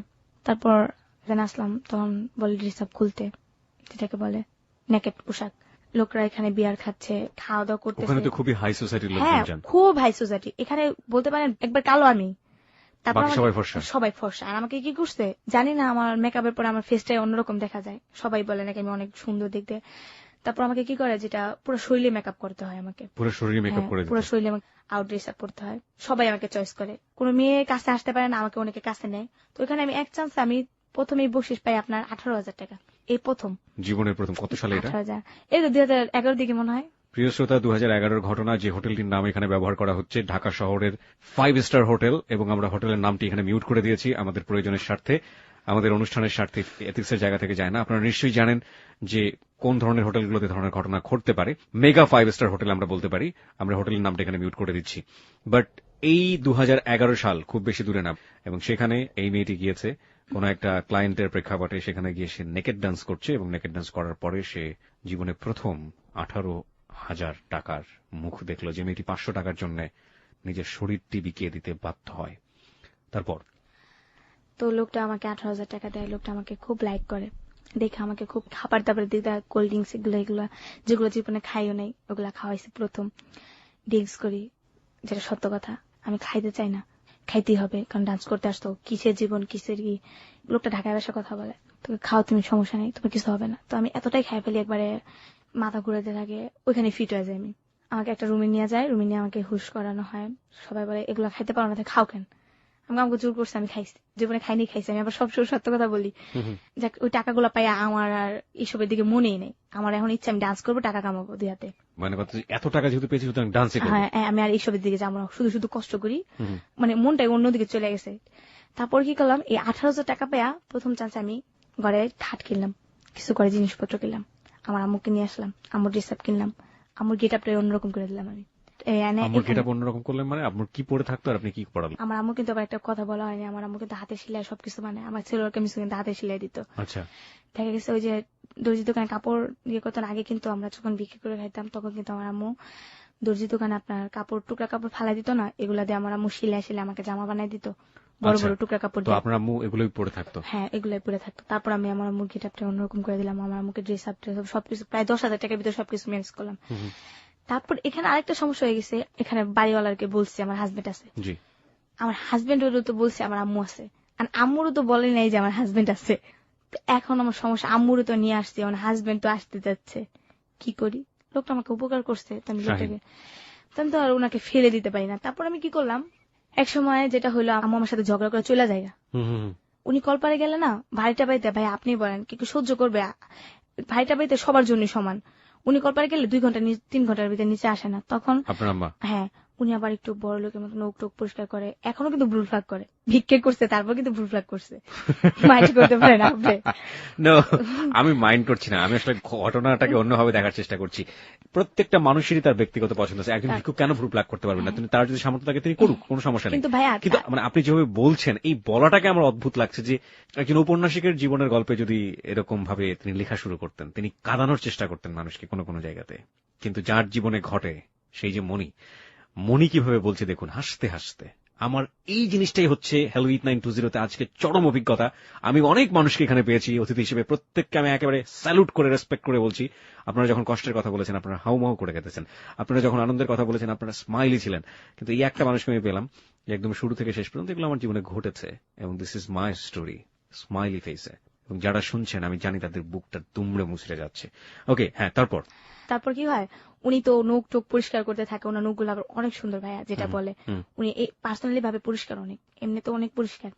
আবার চুলগুলা দেখলেও বলবেন, আমার আম্মু বললে বলি না, তারপরও মানে খুব সোসাইটির লোকের মতনই চলে। তারপর যেটা হলো, আমি তুমি এতক্ষণ গেলে মানুষ দেবো না, তখন তো কি করলে না, আম্মু আমার মারতো। আমার আম্মু ছোট থেকে মানে আমার গলায় অনেক দাগ আছে, আমার আম্মু গলা টিপা ধরতো, আবার এমনকি হাতেও দাগ আছে একটা, আম্মু খুব দিছিল আর কি, যেটা বলে শয়তানি করে, এটা অনেক কাহিনীটা। তো রাগ করে চলে যায়, এর ভিতর আবার ওকে আমি আনি, আম্মু রাগ করে চলে গেছে। সবাই জানে তো আমার আম্মু পাগল টাইপের, তো এগুলো বলার পরে আর কিছু বলেন, তো ওই লোকটা তো আমার কাছে আসে, তো ও আমাকে আবার হেল্প করে অনেকটাই। তারপর আমি চিন্তা করি যে একটা হিন্দু ছেলের সাথে আমি এতটা ইউজ করব, এমনি তো আমি মুসলমান। তারপর আমি চিন্তা করলাম যেতে এটা না করে একটা কাজ করতে পারি, যেটা যে আমার তো এখন একটা লাইন হয়ে গেছে, আম্মুর পিসটা ছাড়া দিলেই পারি। আম্মুর পিসটা ছেড়ে দিলে পারি না, শাইনের পিসটা? এই তো শাইনি পিসটা, তারপর চিন্তা করলেন যে শাইনের পিসটা আপনি ছেড়ে দেবেন। আমি তো এখন ওই জগতে ঢুকে গেছি। তো এইভাবে অনেকের সাথে পরিচয় হয়ে যায়, একটা যাত্রার লোকের সাথে পরিচয় হয়ে যায় ওইখানে আমাদের টঙ্গীতে। আচ্ছা, টঙ্গীতে যাত্রার কয়েকটা দল আছে এখনো, বাট করি। তো ওই যাত্রার দলের সাথে আমার ভালো একটা রিলেশন হয়ে যায়, তো ওইখানে আমাকে প্রোগ্রামে নিয়ে যায়, একটা প্রোগ্রাম করলে 1,000 টাকা পাই, দিন থাকলে 2,000 টাকা পাই, এরকম এরকম করতে করতে আমি খুব একটা রানিং অবস্থা, আমি খুব ভালো চলতেছি।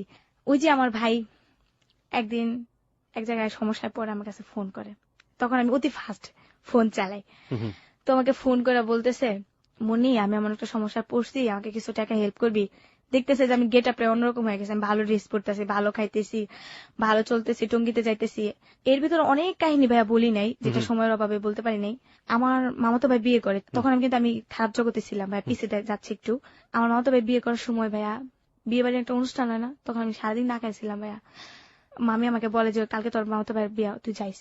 তো বিয়ে করে নিয়ে আসতে, তো তারপর ওই ইয়ে করবো ভাই, যদি বিশ্বাস করতেন খাবার রান্না করছে, আমি সবসময় হেল্প করছি। আমার কি করছে ভাইয়া, যেটা মানুষে খায় না, ওই জোড়াগুলো আমার দিছে খাওয়ার জন্য। আমি তারপর খুব কষ্ট পাইছি যে আমার নিজের লোক কেন আমার জোড়া ভাত গেলা দিল খাইতে। আমি কিন্তু কোনোদিন ভাইয়া বিয়ে বাড়ির মানুষের করা যে খাওয়া লোবে বিয়ে বাড়িতে গিয়া জোড়া গুলা, এগুলো কোনোদিনই না, আমি এগুলো কোনো সময় না, আমি না খেয়ে থাকলে না খেয়ে থাকতাম, কিন্তু কোনো সময় মানুষের জিনিস আনতাম না, কোনো সময় কারো জিনিস দিক দিয়ে তাকাইতাম না, কারো জিনিস খাইতাম না। তো যখন আমার এই জোড়া ভাত গুলা দিছে না, তখন খুব কষ্ট লাগছে, চোখের পানি ফালায় আর ওই ভাত খাইনি গা। তখন আমি চলে এসে পড়ছি, আইসা নদীর পার কাঁদছে অনেকক্ষণ, কান্নাকাটি করে শাক তুইলা আমার এক বান্ধবী এসে শাক সিদ্ধ করে হেসিস। তারপর খুব কষ্ট লাগছে, আমার জীবনে কিরকম যে কটা ভাতের জন্য মানুষের কাছে এত কষ্ট করতে হয়। আজকে ওনারাই আমার কাছে হেল্প নেয়, ওনারাই আজকে আমার কাছে টাকা পয়সা নেয়। আপনার ভাই ফোন দিল, হ্যাঁ, তারপর? আর তারপর যেটা হয়, আমার ভাই ফোন করে কয়, আমার কাছে 3,000 টাকা লাগবে, আমাকে একটু হেল্প করবা, আমি খুব সমস্যা আছি, প্লিজ আমাকে হেল্প করো। তো আমি বলছি আচ্ছা ঠিক আছে, আমি আর না করিনি, আমার ভাই চাইছে যেহেতু আমার কাছে আছে টাকা। তারপর আমি দিয়ে দিচ্ছি 3,000 টাকা। এর ভিতরে আমার মামা মারা যায়। আমার মামা তো ভাই ছোট, সুমন নাম, ও এখন একটা উত্তরাতে জব করে। তো ও আমাকে দেখতে পারতো না, ওর ঘরে গেলে আগে কত খারাপ মেয়ে, তুই এখানে আসছিস কে, তোর জন্য কি আমার ভাবিরা খারাপ হইব নি, বের হয়ে যা। ও আমাকে তো এমন সময় যাতে লাথি দেওয়া করতে বের করে দিত, এমন সময় যাতে চুলের মুঠি দেওয়া করতে বের করে দিত। সবাই টিভি দেখতেছে, আমি টিভি দেখতেছি, আমার কিলিকা টিভি দেখতেছি, ও আসতো, মামি আমার বের করে দিত। মামির একটু পানি চেপা দিলে মামি দুপুরবেলা ভাত খেতে দিত আমাকে। উনি অসুস্থ ছিল তো, পানি চেপা দিলে কিছু ভাত খেতে দিত, আর পানি চেপা না দিলে ভাত দিত না। কইতো খাইতে হোস, এই জায়গায় খাইতে হোস, এমনি কইতো। ওই মামাতো ভাই টানা সময় পড়ে গেছে ওনাদের, কি বলবো, মামায় মারা যাওয়ার পর ওনাদের খাবার দাবার একটা অসুবিধা হয়ে যায়।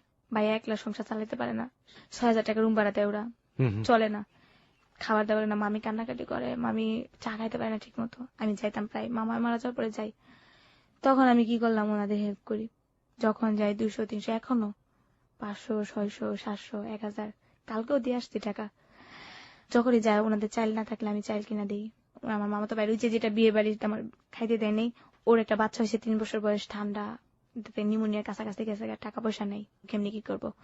আমার কাছে ফোন করছে যে আমার বাচ্চাটা মরার অবস্থা, তুই কিছু হেল্প করবি। আমি শুই না তো, 7:30 গেছি, ভর্তি করাইছে, আমার থেকে নিচে 3500 টাকা নিচ্ছে, আমি আরো এমনিতে 500 টাকা দিছি, মোট 4,000 টাকা দিছি। তারপরে আমি কাকে ছেলের সুস্থ করেন, পরে আমার টাকা দেওয়ার চিন্তা করেন, দিয়ে আমার সমস্যা নাই, আমি তো আসি, আর আমার বিপদ হলে তো আপনারা আসেনি। আর আপনি এভাবে নেচে এই টাকাগুলো রোজগার দিতাম, করছেন? আমার তো ঘর ভাড়া দিতাম।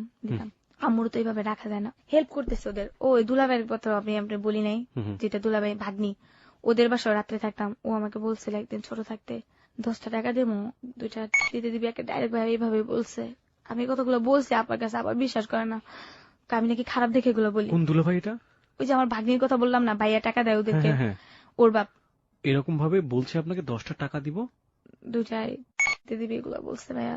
তারপর আরো বলছে অনেক কাহিনী, এগুলো ভাইয়া বলছে। তারপরে আমি এগুলো বলছি আপার কাছে, আপা কয় তুই খারাপ দেখে সবাই খারাপ চোখে দেখিস। তারপর আমি অতটা ইয়ে করি নেই। দুলাভাই উনিও আমার মার দূর করে বের করে দিত, এগুলো বলার পর তো উনি আমার দেখতে পারে না। আর আমার খালু যেটা বলছিলাম, ওনার বাসাতে ঢুকতেই দেয় না, দেখলে আমাকে জুতা লয় বাইরে দিব, এগুলো করে এগুলো করে। তারপর আমার ভাগ্নি এসএসসি পরীক্ষা দিব, যেটা ওই যে আমার ভাইয়ের টাকা পয়সা দেয়, এসএসসি পরীক্ষা দেবো, পরীক্ষার ফিস দিতে পারতেছে না, 3,000 টাকা ফিস লাগবে। টাকা দিবে কারো কাছে যায় না, আমার কাছে আইসে, মনি আমার কিছু টাকা হেল্প করবা, পাইতেছি না, আমার মেয়েটা এসএসসি পরীক্ষা দিতে পারবো না, তুই যদি হেল্প করিস বোন অনেকটা উপকার হবে। আমার মেয়েটা পারতো না, ও আমার গিয়ে কইতাছে আন্টি দেও না, তুমি চাও আমি সারা জীবন স্বপ্নটা আমার এমনি যাক। তখন চিন্তা করলাম আমি তো পড়তে পারিনি গা, আমার কারণে একটা মেয়ের পড়ালেখা সমস্যা হবে, আমি চাই না। তারপর আমি কি করলাম, ওই দিনকে আমার একটা প্রোগ্রামে যাওয়া দরকার ছিল, তারপরও যাই না ওইটাতে। তারপর মনে করেন যে নেকের ডান্স আমি ছাইড়েই দিছিলাম প্রায়, এমনি সামাজিক প্রোগ্রাম করতাম টাকার পয়সা হওয়ার পরে। তারপর নেকের ডান্স আমি গেছি ওই দিনকা, যার পরে 7,000 টাকা আয় না, ওকে দিছি প্রায় 4,000 টাকা। মানে নেকেড ডান্স আপনি ছেড়ে দিয়েছিলেন, কিন্তু হ্যাঁ। এই পড়াশোনার টাকা দেবার জন্য হ্যাঁ, আমি আপনি নেকেড ডান্স করছি। করলেন। হ্যাঁ। ওই হোটেলেই করলেন, 5 না স্টার? এই হোটেল না, বাট তাহলে? অন্য জায়গায়, আচ্ছা, অন্য জায়গায়, অন্য অন্য একটা হোটেলে আপনি হ্যাঁ, করে হ্যাঁ, আপনি ওর জন্য টাকা ম্যানেজ করলেন হ্যাঁ, পড়াশোনার জন্য। হ্যাঁ, করার পর ও দেয়, দেওয়ার পর যাকে আমাকে ভালো ভালো পরীক্ষা দিস, বাজে ইয়ে করিস না, ভালোভাবে একটু সাজেশন দিছি যেটা আমি খারাপ, কেউ যেন খারাপ নয়। তারপরেও না, ছোট থাকতেই না ওদের সাথে আমাকে মিশতে দিত না আমার আপারা খালারা। আর মিশলে খারাপ হয়ে যাবে, বলতো যে ও তো খারাপ, ওর সাথে মিশবি না, ও খারাপ হয়ে যাবে, তুইও খারাপ হয়ে যাবি, মিশতে দিত না। কিন্তু ভাইয়া দেখেন আল্লাহর কি নিয়তি, শেষ পর্যন্ত কিন্তু ওরাই আমার কাছে আসতে। তো যাই হোক, আমি অবহেলার চোখে দেখি নাই যে তোমরা আমাকে এত কিছু করছো, কিন্তু আমার কাছে আসলে আমি হেল্প করি, এখনো হেল্প করি ভাইয়া। কয়েকদিন আগে আমি একটা মোবাইল দিছি ওরে, ও কলেজে যায়, টঙ্গী কলেজে পড়ে, যাইতে তো অসুবিধা হয়, রাস্তাঘাটে কত সমস্যা হতে পারে, দুলাভাই একা কুলাইতে পারে না। তারপর আমি হেল্প করে ওদের সংসারও হেল্প করি। তারপর এখান থেকে ওই যে শাহিন, ওর সাথে রিলেশন হয়, এমনি ওর সাথে এখনো ভাইয়া রিলেশন, আমার সমস্যা ওর সমস্যা। আমি যে প্রোগ্রামে যাই রাত্রে 2টা 2:30 যাই, আমি একা একা বাসায় দিতে পারি না, ও আমাকে হেল্প করে নিয়ে আসে, বাসায় রিসিভ করে দেওয়া যায় অনেকটা। এখন আমি যেভাবে আসি ওর সাথে আসি, আর আমার মাকে রাখছি আমার খালাম্মার বাসায়। জানি না যে ওনারা রেডিও শুনে না, আমার মনে হয় না শুনে, বাট কি বলবো, আমার আম্মু যখন, এখন আমার আম্মু থাকে আপনার শ্রীপুর, শ্রীপুর আপনার একটা বাসায় আমার খালার বাসায় প্রবলেম করে না এখন? হ্যাঁ, আমি টাকা দিই তো। এখন আর কোনো সমস্যা নেই? না, ওনারা তো টাকার পাগল, আমার ফ্যামিলিরা কি ভাইয়া দুর্নাম করবো না। আমি আজকে 2,000 টাকা দিই না, আমাকে মনে করেন মাথার উপরে নিয়ে নাচবো, এরকম ওরা। যেই আমার গেট আপটা অন্যরকম হয়ে গেছে না, যেই খালো আমাকে টাচ করছে, যেই খালো আমাকে জুতা দিয়ে পর্যন্ত বাইরে এসে, ওই খালু আমার কাছে টাকা চাইছে।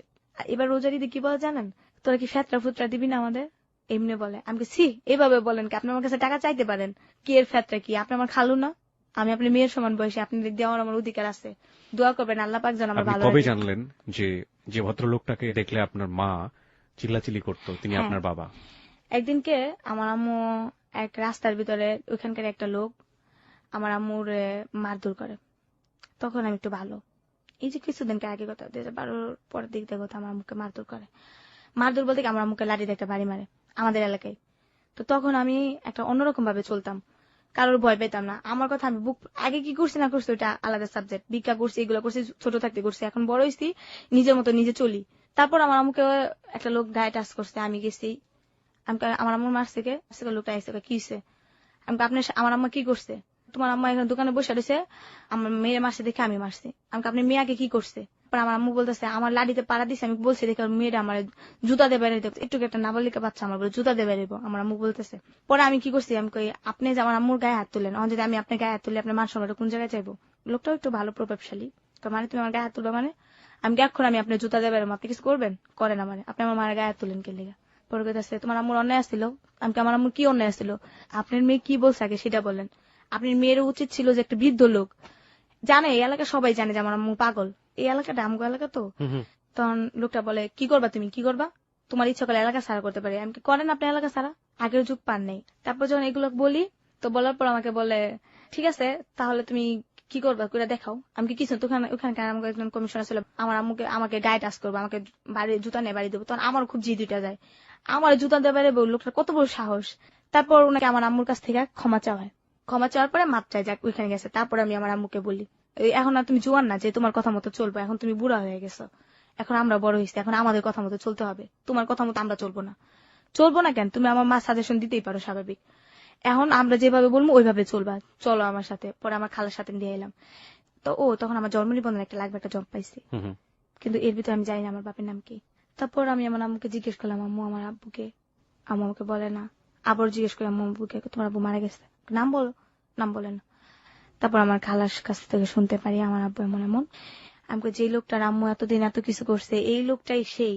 পরে হ্যাঁ, পরে আম্মু আমাকে বলেছে এই লোকটারে দেখলে আমার সহ্য হয় না, তার জন্য আমি এরকম করে অপমান করে অপগুস্ত করি, আমার যে এতটুকু করছে আল্লাহ।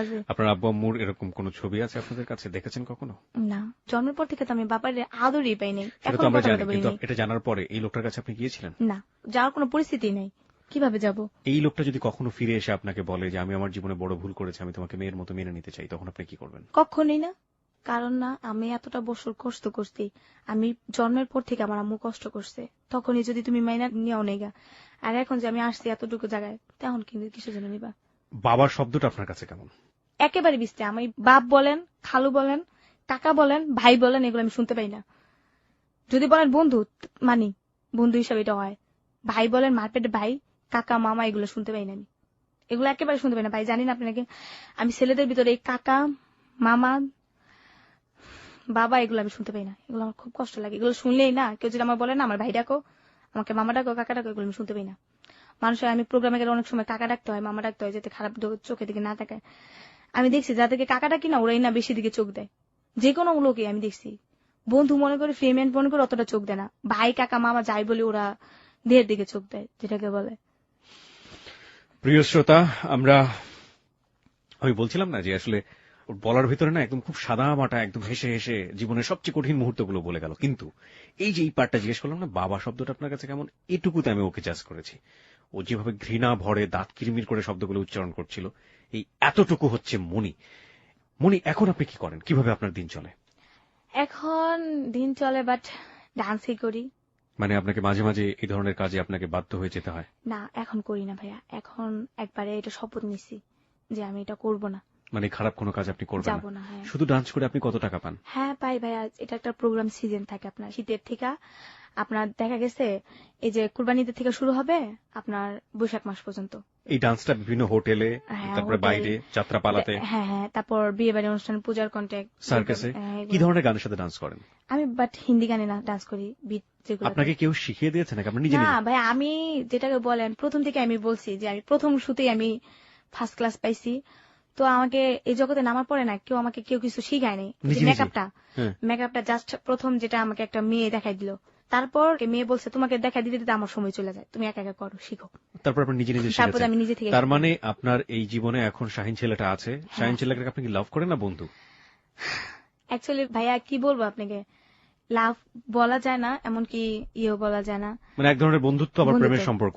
আমি আসলে কি এই লোকটার আমি অনেক বড় জায়গায় নিয়ে গেছি, যেটা ওনার জন্য আমার এত কিছু, উনি যদি আমাকে হেল্প না করতাম বাট এত কিছু করতে পারতাম না। উনি আমাকে যথেষ্ট হেল্প করছে। আমি বলবো উনি যদি আমাকে ওনার পায়ের তলে যদি আমাকে একটু ঠাই দেয় না ভাইয়া, আমি মনে করি এর চেয়ে সুখী আমি কিছু নাই। কিন্তু উনি তো আমাকে রাখতে পারবে না, যেহেতু আমাদের ধর্মের সাথে মিল হয় না। উনি যদি আমাকে ম্যারিড? না, উনি আনমেরিড।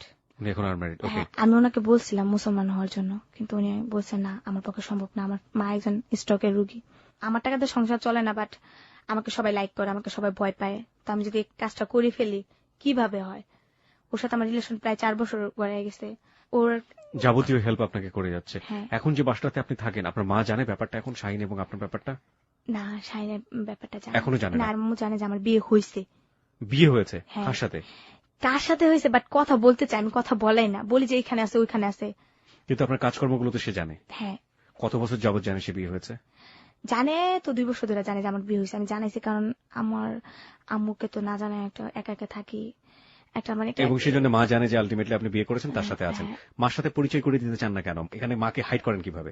কেন করি, যেহেতু দেখা গেছে যে আমার আম্মুর সাথে যদি পরিচয় করাই দিতে চাই আমি, বাট আম্মু বলবে যে বাসায় নিয়ে আস। এই যেমন গিট না গেছে। না না, আপনি তো বিয়ে করেননি, প্রথম কথা হচ্ছে এটা। কিন্তু মাকে আপনি কিভাবে ম্যানেজ করেন? এই 2 বছর যাবত, এটা তো লম্বা সময়। হ্যাঁ, আম্মু জিজ্ঞেস করে তো যে তোমার হাজবেন্ডের সাথে দাও একটু কথা বলি।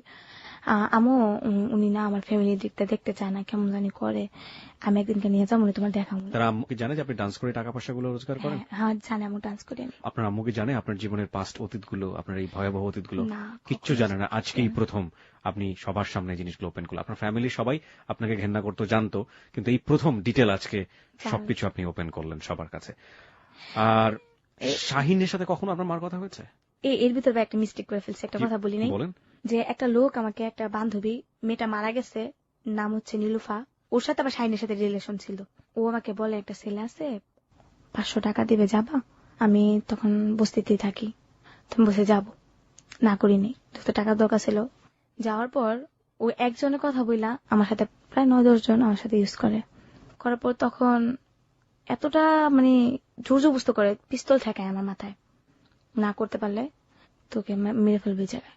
ওরা এক ধরনের সন্ত্রাস বলা যায়। তখন আমি চিন্তা করছি যদি আমাকে মেরে ফেলে তখন আমি কি করবো। আমি বলছি আচ্ছা ঠিক আছে, সমস্যা নেই। তো কান্নাকাটি করছিলাম আর মেয়েটাকে বকছিলাম যে তুই কি করলি আমাকে, তুই আমাকে বলতি যে আমি এগুলো করবো। তোকে তো আমি বিশ্বাস করে আসছিলাম, এমন তো না বিশ্বাস করে আসছি, তুই তো জানিস আমি এগুলো করি, কিন্তু বাট এতটা না তো।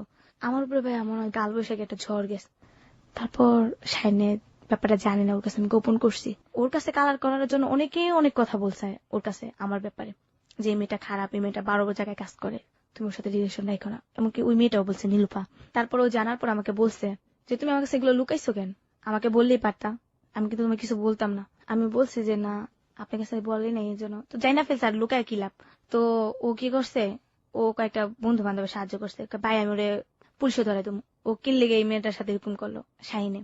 তারপর ও চেষ্টা করছিল, তারপর কি করছে, ওরা একটা মারামারি করে ওই ছেলের হাত কাইটা দেয়, হাতে রক কাইটা দেয়। কোন ছেলে? জসিম করে একটা নাম। এই ছেলের সাথে আপনার কি সম্পর্ক? ছেলেটা ওই যে আমাকে নিয়ে গেল একসাথে 10-12 জন আমার সাথে। ওই ছিল তার মধ্যে একজন? হ্যাঁ। এবং এই শাহিনের সাথে মারামারি হচ্ছে? শাহিন একটা ফ্রেন্ডের সাথে মারামারি হয়েছিল। আচ্ছা। তখন ওই ফ্রেন্ডে বলছে, ওই ফ্রেন্ডও আমাকে খারাপ কথা বলতো। ফ্রেন্ডরা বলতো শাহিনের কাছে যে এমন মনিকে একটু ব্যবস্থা করে দেন না দোস্ত, তোর সাথে তো আছে। ও আবার কি করতো, ও আমার কাছে বলতো যে তুমি বলবা যে না আমি করি না, আমি যে বলছি এটা বলবা না। ওর কাছে বলতো তোর যদি ম্যানেজ করে নিতে পারিস নেই, কারণ বন্ধুর কাছে কালার হইতে পারে না। তারপর যেটা হয়, ফ্রেন্ডরা আমাকে বলে যে তোমার সাথে এটা হ্যান ত্যান বলে। তাই আমি বলতাম না ভাই এটা সম্ভব না, কারণ আমি আপনার ফ্রেন্ডের সাথে সম্পর্ক রাখছি, আমি আপনার সাথে বাট কখনই পারবো না। ও আমার বেড রেকর্ড আজ পর্যন্ত দেখে নেই, জাস্ট কানে শুনছে, কিন্তু কখন আমার কিছু দেখে নেই। আজকে তো আপনি সব স্বীকার করলেন, আজকে তো ফার্স্ট শুনলো। হ্যাঁ।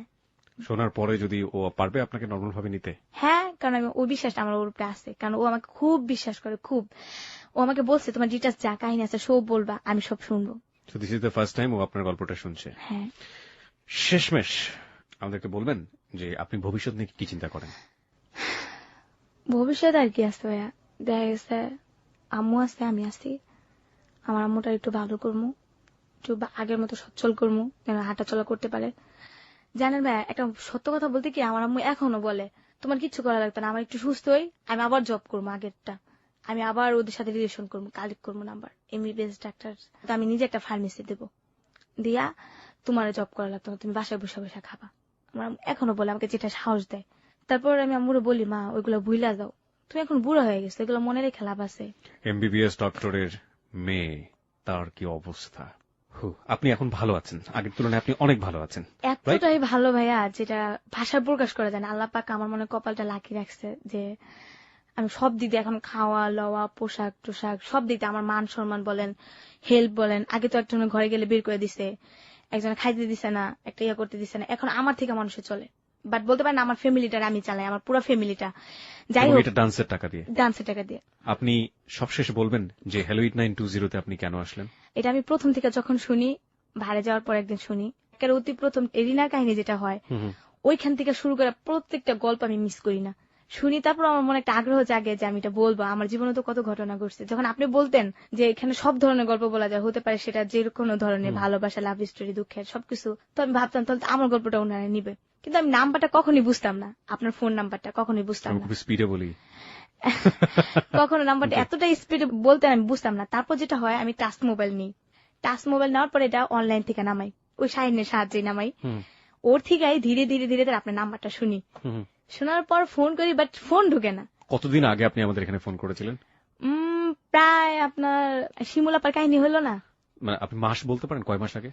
6-7 মাস আগে হবে। 6-7 মাস আগে আপনি ফোন করেছিলেন, অর্থাৎ আপনি 6-7 মাস পরে গিয়ে আপনি হ্যালো 8920 তে আসলেন। প্রিয় শ্রোতা, দেখুন, this is the real thing. আপনারা হতাশ হবেন না দয়া করে। যদি জীবনে একবার ফোন করে থাকেন এবং যদি আমাদের গল্পটা আমাদের পার্সপেক্টিভ থেকে পছন্দ হয়, আমরা অবশ্যই আপনাদেরকে নিয়ে আসবো, এবং এই জন্যই বলি বারবার চেষ্টা করতে থাকুন। আপনি একটু সংক্ষিপ্ত করে বলুন যে আপনি কেন আসলেন। কেন আসা, যে আমার মতো এরকম কেউ যেন না হয়, কারো ফ্যামিলি দিক দিয়ে। আপনার মতো তো আপনি তো ইচ্ছে করে হননি। এখানে আসলে আপনাকে সমাজ বানিয়েছে, আপনাকে আপনার ফ্যামিলি বানিয়েছে। এই জায়গাটা থেকে, এত জঘন্য জায়গা থেকেও যে আপনি নিজেকে বাঁচিয়ে নিয়ে এমন একটা জায়গায় নিয়ে আসছেন, যখন আপনি ভবিষ্যতের কথা চিন্তা করতে পারছেন, একটা সুন্দর সময়ের কথা চিন্তা করতে পারছেন, এটা তো আপনার নিজের জায়গাটা থেকে। কিন্তু আপনার সমাজকে কি বলার আছে, পরিবারকে কি বলার আছে? পরিবারকে বলার একটাই কথা, যে মানুষের এমন অবহেলা করতে নাই। একটা মানুষ তো অনেক কিছুই করতে পারে, একটা মেয়ে তো অনেক কিছুই করতে পারে, হোক সে পাগলের মেয়ে, হোক সে ভিক্ষুকের মেয়ে। তার যদি একটু সহযোগিতা করে, দুইটা ডাল ভাত খাওয়া, একটু সহযোগিতা করে, তাহলে কিন্তু মেয়েটা অনেক কিছু করতে পারে। আমাদের এখানে হ্যালো 8920 তে এরকম গল্প প্রচার হওয়ার পরে শত শত লোক সে মেয়েটাকে বিয়ে করতে চান, এরকম অনেক রেকর্ড আছে। আপনাকে যদি কেউ এরকম চায়, সে বিয়ে করে তার ঘরে ঘরণী করবে, আপনাকে সুন্দর একটা জীবন দিবে, আপনি করবেন? কি বলবো ভাইয়া, যেহেতু বিশ্বাস করতে পারেন এরকম অচেনা একজন মানুষ? আমি বিশ্বাস করতে পারি না, কারণ যে জানে একটা মেয়ে অন্য ধরনের কাছে রিলেশন করছে, বাট সবকিছুই হয়েছে, মেয়েটা সবকিছুই বিলাই দিছে, আমার কাছে কিছুই নাই যে আমি আমার হাজবেন্ডকে দিব। কি বলবেন, কিছুই নেই আমার কাছে যে আমাকে একজন কি বিয়ে করে, বরঞ্চ অসুখী হবে, সুখী হবে না। আপনি বিশ্বাস করতে পারেন না তাকে, তাই তো? জি। এই জন্যই বলি প্রিয় শ্রোতা, আপনারা অনেকেই আপনাদের অন্তর থেকে ভালোবেসে, এরকম অনেক গল্প এসছে, মনীষার জন্য এসছেন, বর্ষার জন্য এসছেন। আজকের গল্পটা প্রচার হবার পরে হয়তো আমার এই মনির জন্য অনেকে আসবেন।